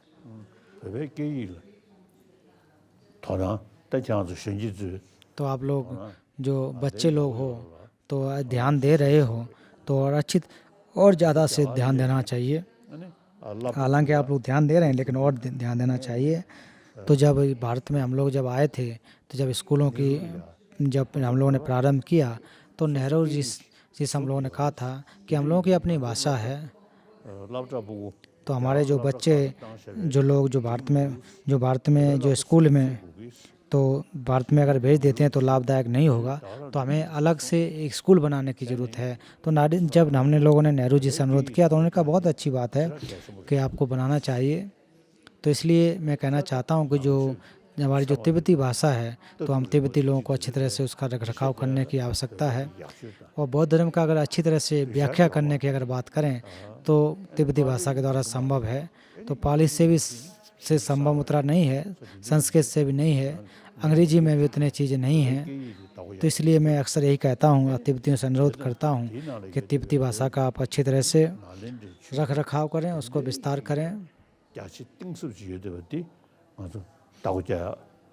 तो हमारी जो संस्कृति और इतनी गंभीर है तो उसको मानना चाहिए। तो ये मेरी तीसरी प्रतिबद्धता है। फिर ये एक तीसरी प्रतिबद्धता में भी फिर दूसरी बात कि जो तिब्बत का पर्यावरण,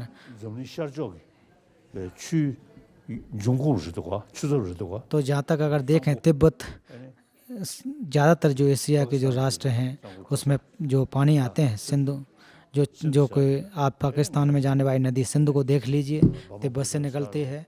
भारत में जो ब्रह्मपुत्र और गंगा नदी, और फिर चीन में भी कई एक नदियाँ जो तिब्बत से निकलती हैं, ये इनका स्रोत जो तिब्बत है। तो इसलिए तिब्बत के जो पर्यावरण उसका रखरखाव करना तो हम तिब्बती लोगों की जिम्मेदारी है। 60 लाख के आसपास लोग हैं, उनकी जिम्मेदारी है।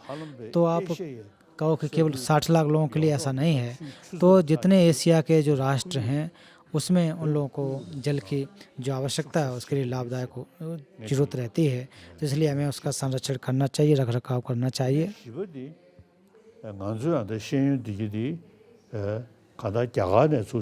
और जो हमारे ज्ञान है, जो प्रज्ञा है, जो अध्ययन है, वो नालंदा से आया हुआ है। तो हम लोग उसके रखरखाव कर रहे हैं। तो फिर दूसरी बात कि भारत में धीरे धीरे उसका पुनर्विकास हो सके। तो भारत में आज़ादी को प्राप्त की, तो जो आज़ादी के बाद ज़्यादातर भारत में जो शिक्षा प्रणाली है तो उसमें आधुनिक शिक्षा में ज़्यादातर जो ब्रिटिश के द्वारा जो दी गई शिक्षा है वो अभी भी चली आ रही है। तो ये जो पुरानी शिक्षा पद्धति है वो पर्याप्त नहीं है। तो जब मॉडर्न शिक्षा की हम बात करते हैं तो ज़्यादातर भौतिक विकास की बात कर रहे होते हैं। तो भौतिक विकास के द्वारा केवल और केवल हमारी जो इंद्रियां हैं, 5 इंद्रियां, इनकी केवल तृप्ति हो सकती है। उसे मन में परिवर्तन नहीं आ सकता, चित्त में परिवर्तन नहीं आ सकता है।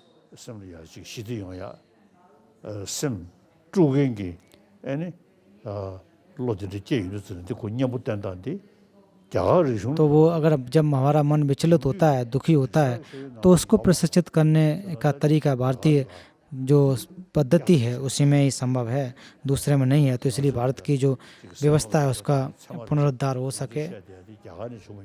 तो जो हम प्रमाण पढ़ते हैं, प्रमाण ग्रंथों का अध्ययन करते हैं, तो वो भारत से ही आया हुआ है। तो इसका पुनरुद्धार अगर हो सके तो ये मेरा चौथा कमिटमेंट है,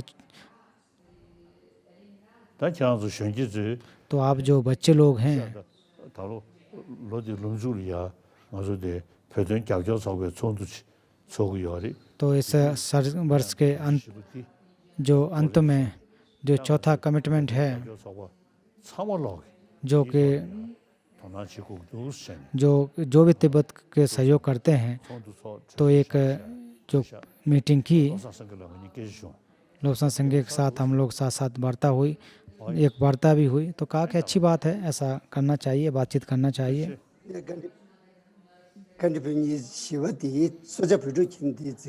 तो चौथा क्वेश्चन है जो देशन की तरफ से है, कह रहे हैं कि जो कि अपनी जो जाति या प्रजाति या एक राष्ट्रता की बात जब आती है उसके आधार पर लोग उस पे तरफ आसक्त रहते हैं, घमंड रखते हैं। तो इसमें जो दोनों लोगों को लाभ कैसे हो सकता है कि अपनी जो पहचान है उसको न छोड़ते हुए दूसरों एक दूसरे के साथ कैसे जुड़ सकते हैं।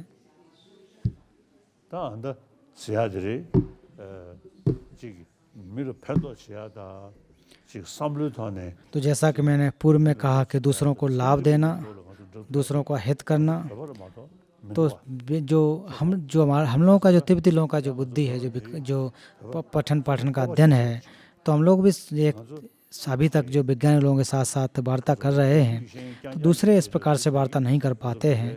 तो हमें इसमें एक अपने आप में गर्व महसूस करना चाहिए। तो मैं बहुत सारे लोगों से मिलता हूँ, बहुत सारे वैज्ञानिकों से मिलता हूँ, तब उस समय जो हमारी तिब्बत की जो संस्कृति और आदत है वो विश्व में निश्चित रूप से लाभ दे सकती है और दे रही है। तो हम लोग जब अपने आप में जब विचार करें तो ये निश्चित रूप से ये गर्व करना चाहिए, हमें दुखी नहीं होना चाहिए। और जो मनुष्य अपनापन है, एक प्रकार से जो गर्व है वो गर्व करना चाहिए। तो इसमें घमंड नहीं करना चाहिए कि हमारी जो प्रजाति जो जाति है, जो नस्ल है, जो तिब्बतियों की नस्ल है, तो इस प्रकार की है कि दूसरों को लाभ दे सकती है। तो ये होना चाहिए।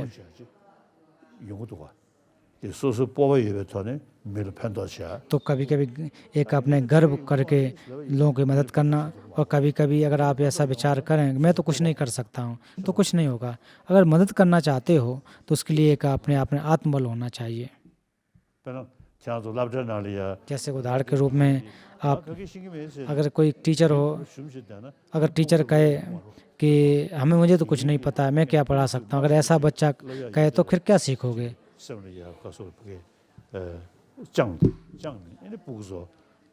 तो टीचर भी जब होता है तो वो अपने खुद अध्ययन करके तब बच्चों को सिखाता है। अगर टीचर कहे कि मैं तो कुछ नहीं पढ़ा सकता हूँ, तो फिर कैसे क्लास में कैसे पढ़ाई होगी।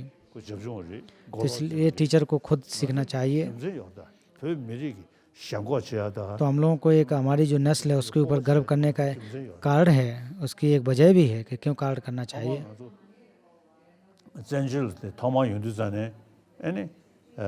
तो जब हम लोग जब पहली बार शरणार्थी के रूप में आए थे तो उस समय हम लोग कोई नहीं था, हम लोग एक प्रकार से बहुत स्थिति खराब थी। तो उसके बाद धीरे धीरे जब हम लोग अन्य लोगों से मिले, भारतीय विद्वानों से मिले, विश्व के विद्वानों से मिले, और बहुत सारे लोग हम लोगों की मदद करने वाले आ गए। तो आजकल तिब्बत की जो संस्कृति है तो एक प्रकार से देखा था तो विश्व में फैल रही है, लोग हमारी संस्कृति को पढ़ रहे हैं। तो ये हम लोगों की एक लाभदायक बात है। इस चीज़ को हमें समझना चाहिए। तो हम लोग इस दुनिया में आए एक प्रकार के, जिस प्रकार से कहा जाए एक बाज़ार में एक नए प्रोडक्ट के रूप में आते हैं, उस प्रकार से हम आए। तो उस रूप में लोग आज पहचान बनी हुई है। अगर मैं बहुत जानता हूँ तो ऐसा नहीं है कि सब कुछ कि मैं सबसे ज़्यादा विद्वान, ऐसा तो हम लोग नहीं कहते हैं। लेकिन हम लोग यही कोशिश यही रहती है कि जितना हो सके अपनी संस्कृति को समझ सकें। तो हम लोगों ने जो भी हमारी संस्कृति है तो इस दुनिया में अगर हम फैलाते हैं, इस दुनिया रूपी बाज़ार में अगर हम लेके आते हैं तो लोग उसको पहचानेंगे कि ये गंभीर है, वो काफ़ी अच्छी है। तो वैज्ञानिक लोग भी आज जो हमारी संस्कृति के प्रति हमारी जो अध्यात्म है उसके प्रति ध्यान दे रहे हैं। एने फेग छेदी लामाइज्म तो कुछ लोगों ने पूर्व में लिखा था कि तिब्बत का जो धर्म है वो लामाबाद है। तो इस ऐसा ही है, इतना इतना ही मात्र है। जब तिब्बत में रहते समय जब ऐसा कहा करते थे, लेकिन उसके बाद जब भारत में हम लोग आ गए तो उसके बाद जो केवल लामाबाद का जो हम लोगों के पास तमगा लगा था वो नहीं रहा, क्योंकि उसके बाद हम सिद्धांत के तौर पर, सिद्धांत के आधार पर बात करते हैं। 찬조하게 되지 영도도 봐. 죄송. एने ये जेल गन पिनी थी सुज पेटो खिंदी जेरे चुनी तरसो लमन दावट मलारे दावट मल इसके बाद दावा डोलमा की तरफ से प्रश्न है कि इस जीवन में जो जो दुख आते हैं, सुख आते हैं, पूर्व जन्म के कर्मों की वजह से आते हैं, और पूर्व जन्म और अभी के जो हम कार्य कर रहे हैं उसकी वजह से उत्पन्न होते हैं। लेकिन ये किस प्रकार से आते हैं हम लोगों को आप बताएं।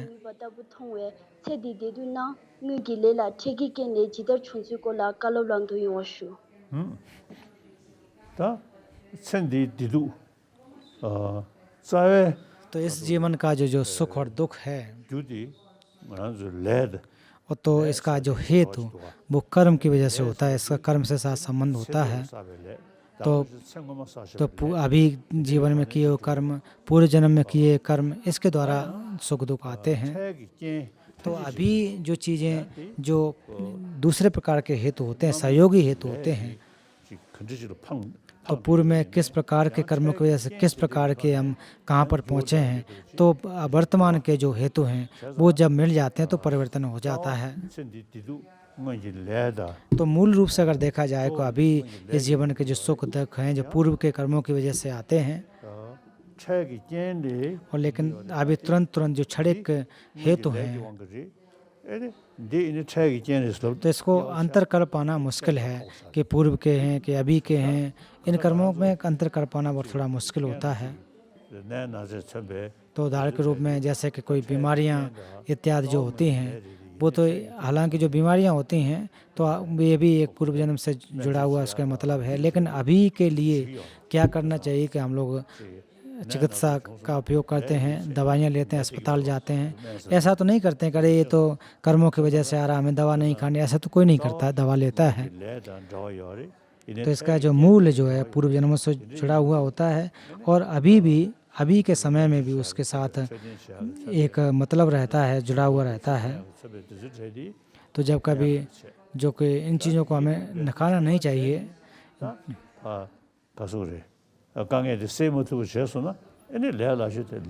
तो अगर कोई समस्या है तो उसको अगर आप समाधान नहीं कर पाते तो केवल इतना ही कह सको कर्मों की वजह से, तो फिर कोई उसमें कोई आपको करने की जरूरत भी नहीं है।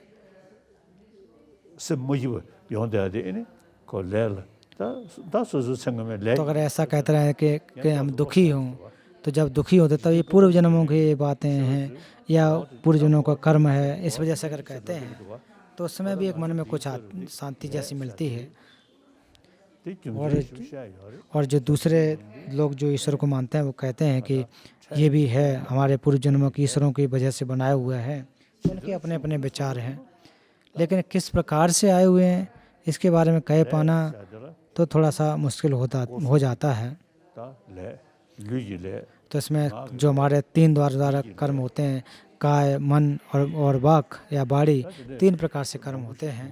इसमें बहुत सारे अंतर होते हैं, बहुत सारे विभेद किए जा सकते हैं।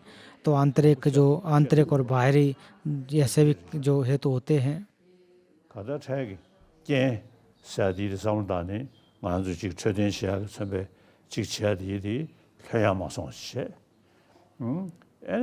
तो जब भी कोई समस्या हो तो उसको ऐसे नहीं छोड़ना चाहिए, प्रयास करना चाहिए। और कभी कभी जब कोई चीज़ समाधान नहीं होता तो अगर छोड़ दें कि अगर ये कर्मों की वजह से है, तो थोड़ा मन में तसल्ली मिलती है।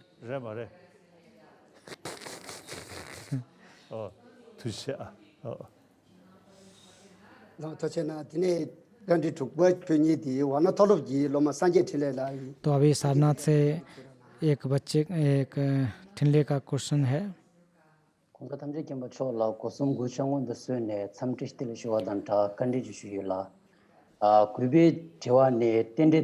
अगर इनका प्रश्न है कि प्रति समुत्पाद किस प्रकार से हैं, 치료 경pen번 남기자 말 붙지 और बाहरी जो जो कि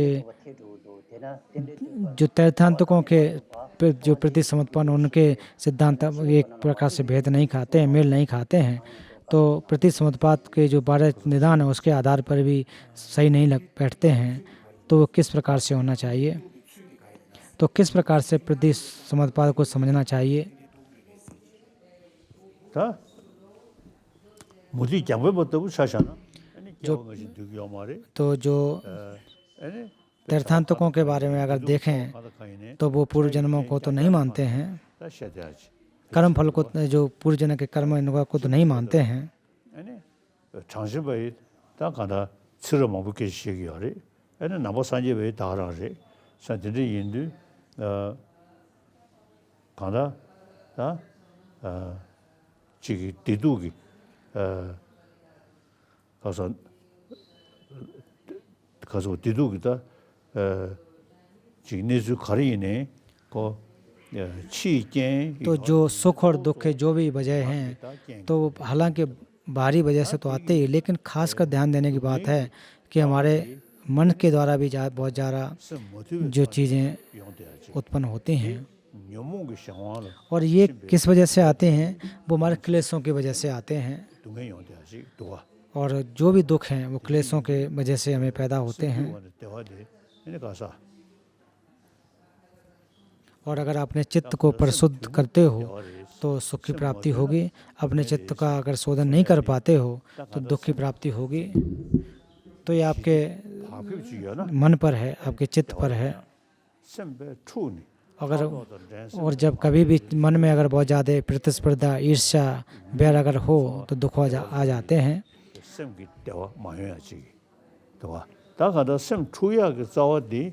और मन में जो एक प्रकार से जो विचलन या फिर जो ईर्ष्या इत्यादि आ जाते हैं वो ज़्यादातर स्वार्थी चित्त की वजह से आती है, जो मिथ्या विकल्पों की वजह से आते हैं और सत्यग्राहता की वजह से आते हैं। और अपने आप को जो महत्वपूर्ण अपने आप को देते हो, या मैं की भावना, स्वार्थ की भावना, तो इस प्रकार की वजह से, और हमें लगता है कि जो हमारे जो 5 स्कंध हैं इस पर निर्भर हो हट कर के कोई एक मैं आत्मा होता है। तो ये जितना ज़्यादा जिसके अंदर ये जितनी ज़्यादा मैं की भावना होती है, आत्मा की भावना होगी, उतनी ही ज़्यादा आपके अंदर आसक्ति पैदा होगी, ईर्ष्या पैदा होगी, प्रतिस्पर्धा पैदा होगी।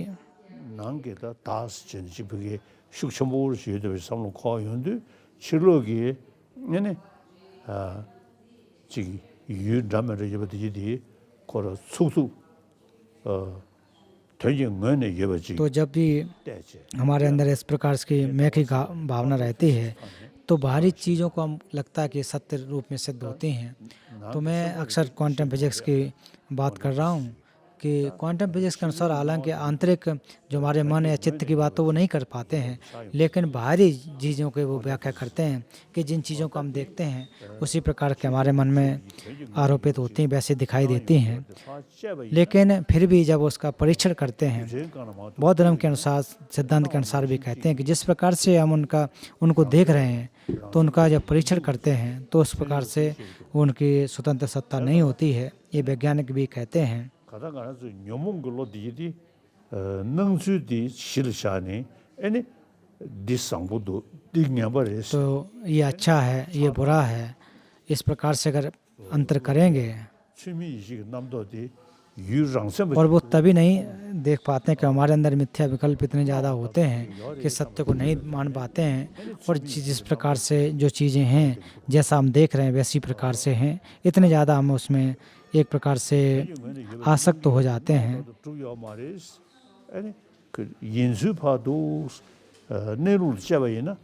और जब आप उसकी सत्यता को अगर देखेंगे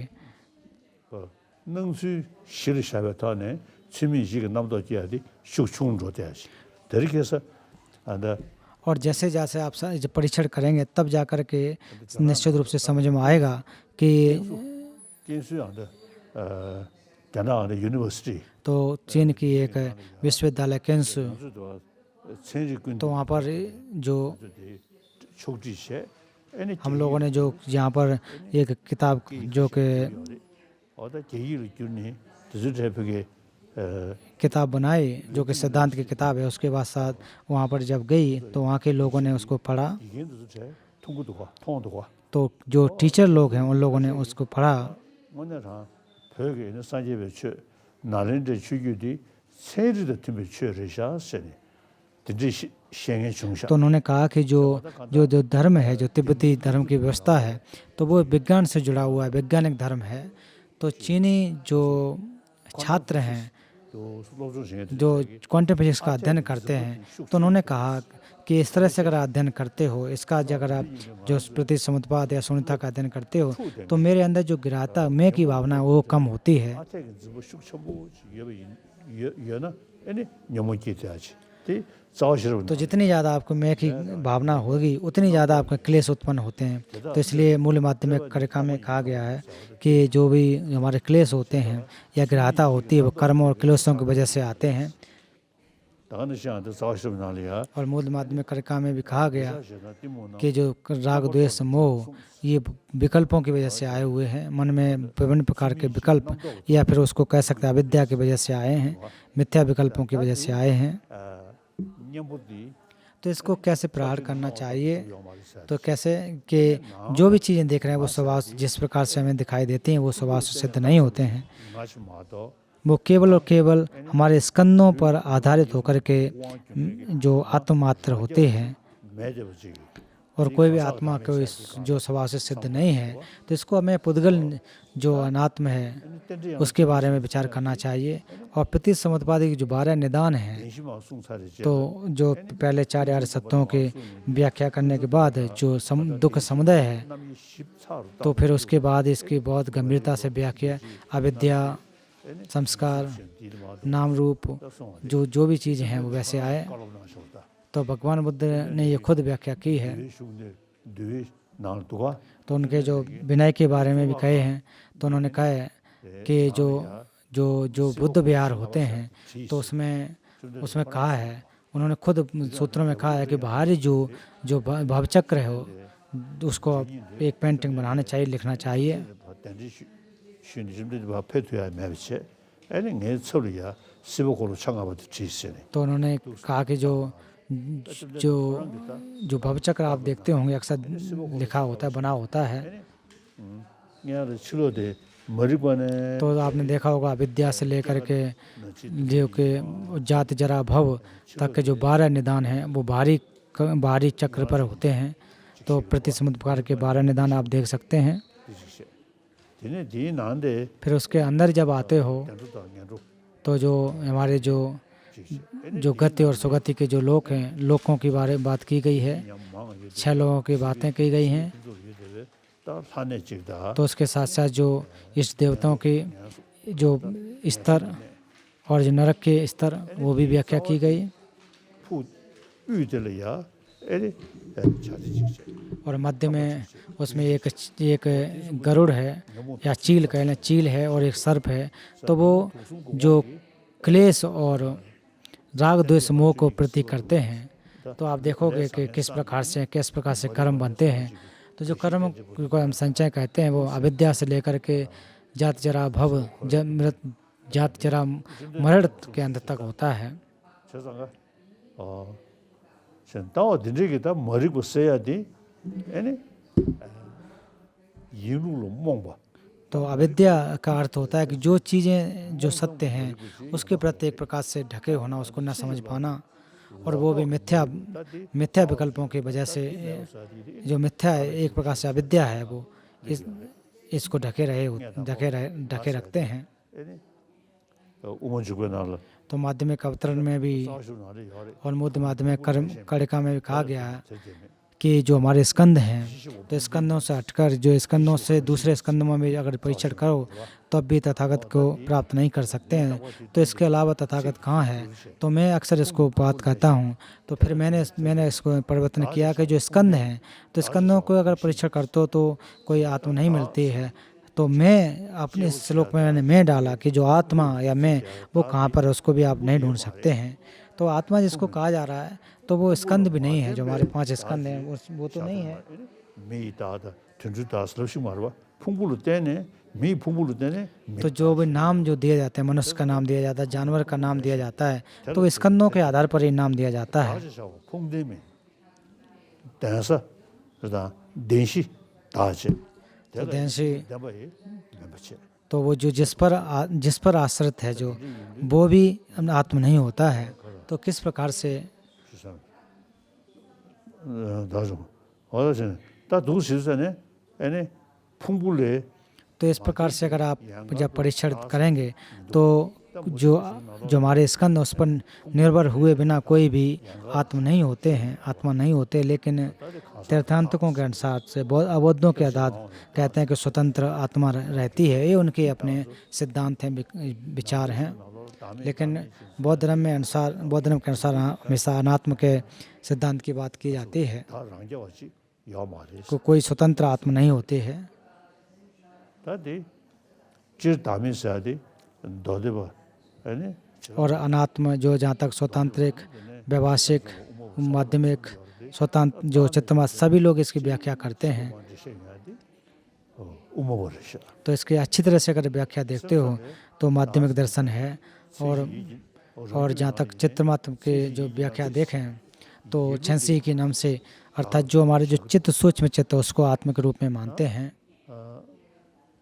उमजु고 시사제니 तो माध्यमिक अवतरण को आधार बना करके अगर आप देखते हैं 걔들하게 생이 땡기는 텔레코 연구부 집이지 또 연구부 집이지 전제심이 드시고면서 다서야지 그게 봐자니 तो जो आत्म है अगर कोई ढूंढने से अगर प्राप्त होती है, अगर हो जाती है, तो उस समय जब जो आर्य लोग ध्यान में बैठते हैं तो वो भी देखने को चाहिए था, उनको मिल जाने चाहिए थे, तो उसको भी नहीं मिलती है।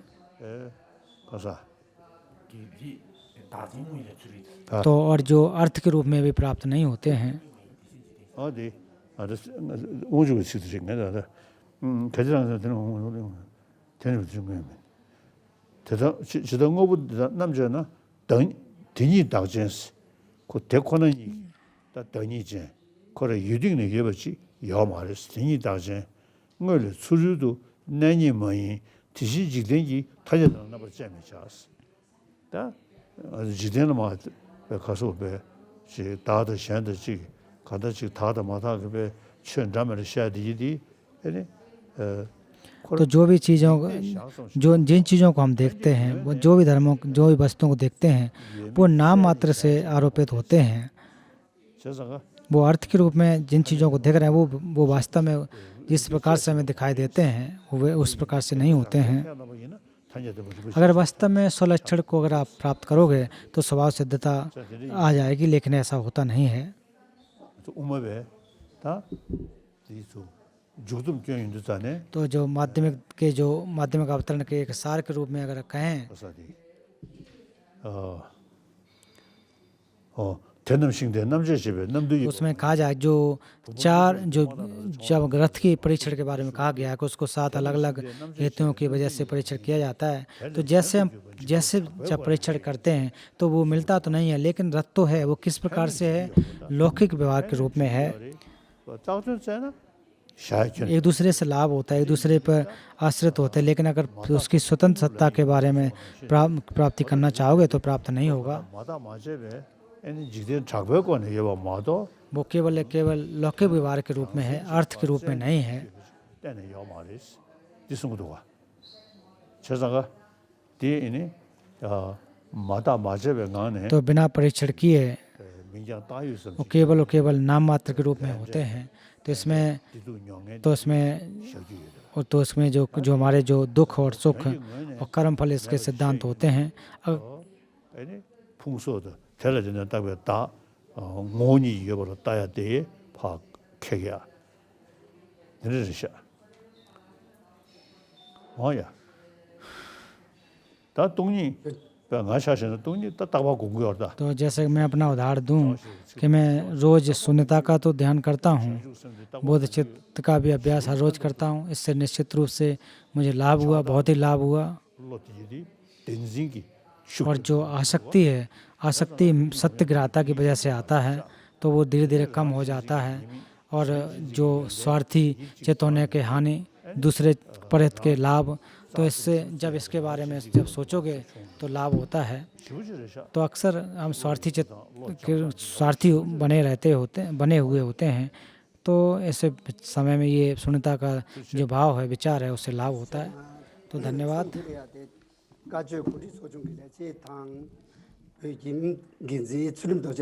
तो अंतिम समय में सुल्टिम दोरजी की तरफ से सबकी तरफ से धन्यवाद देना चाहते हैं। आयोजक की तरफ से, जो टीसीवी के डायरेक्टर की तरफ से,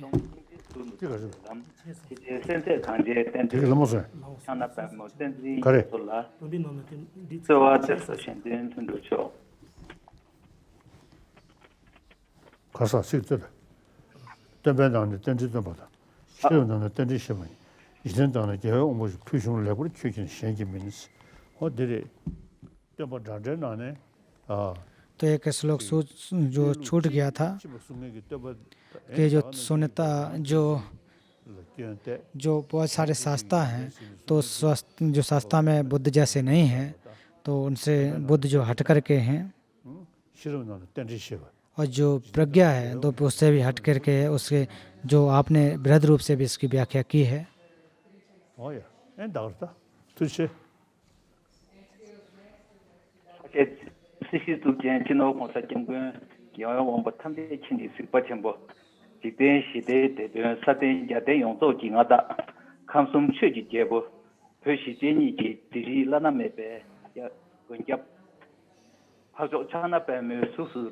तो अभी टीसीवी डायरेक्टर जो इस आयोजन के लिए धन्यवाद ज्ञापन कर रहे हैं।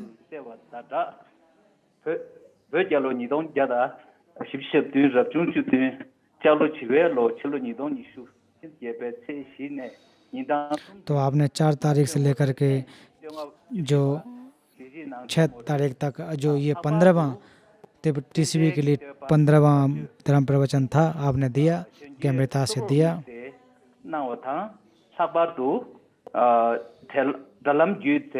और खास करके इंटरनेट के माध्यम से लोगों ने सुना।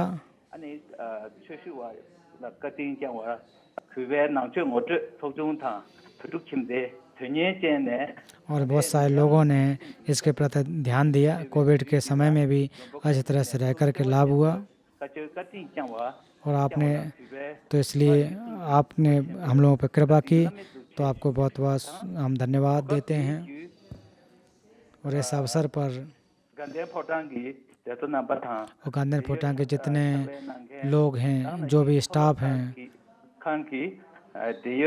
और स्कूल के जितने भी स्टाफ हैं, और जो मंदिरों के भिक्षु लोग हैं, और जहाँ भी जैसे भी लोग हैं जिन्होंने इसमें सहयोग दिया है, और उसके साथ से जो बच्चे लोग जिन्होंने सुना और जो ध्यान दे रहे हैं, उन सभी को बहुत बहुत धन्यवाद देता हूँ।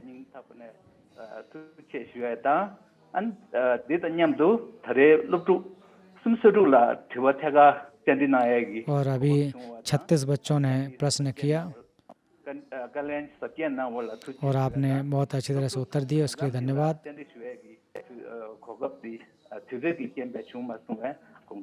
तो कुछ बच्चों को प्रश्न पूछने का उत्तर नहीं मिल पाए होंगे, प्रश्न पूछने का समय नहीं मिला, उसके लिए माफ़ी चाहता हूँ। तो परम पावन जी के जो भी विचार या वो सारे संपन्न हों।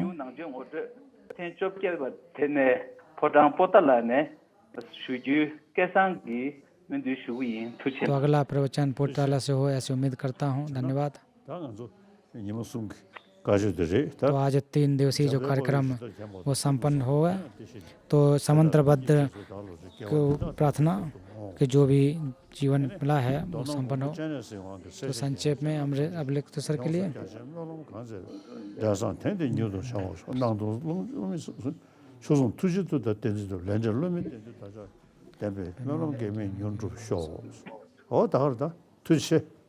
तो आप सभी का बहुत बहुत धन्यवाद। यहाँ 3 दिवसीय कार्यक्रम जो प्रवचन कार्यक्रम था वो संपन्न होता है। धन्यवाद।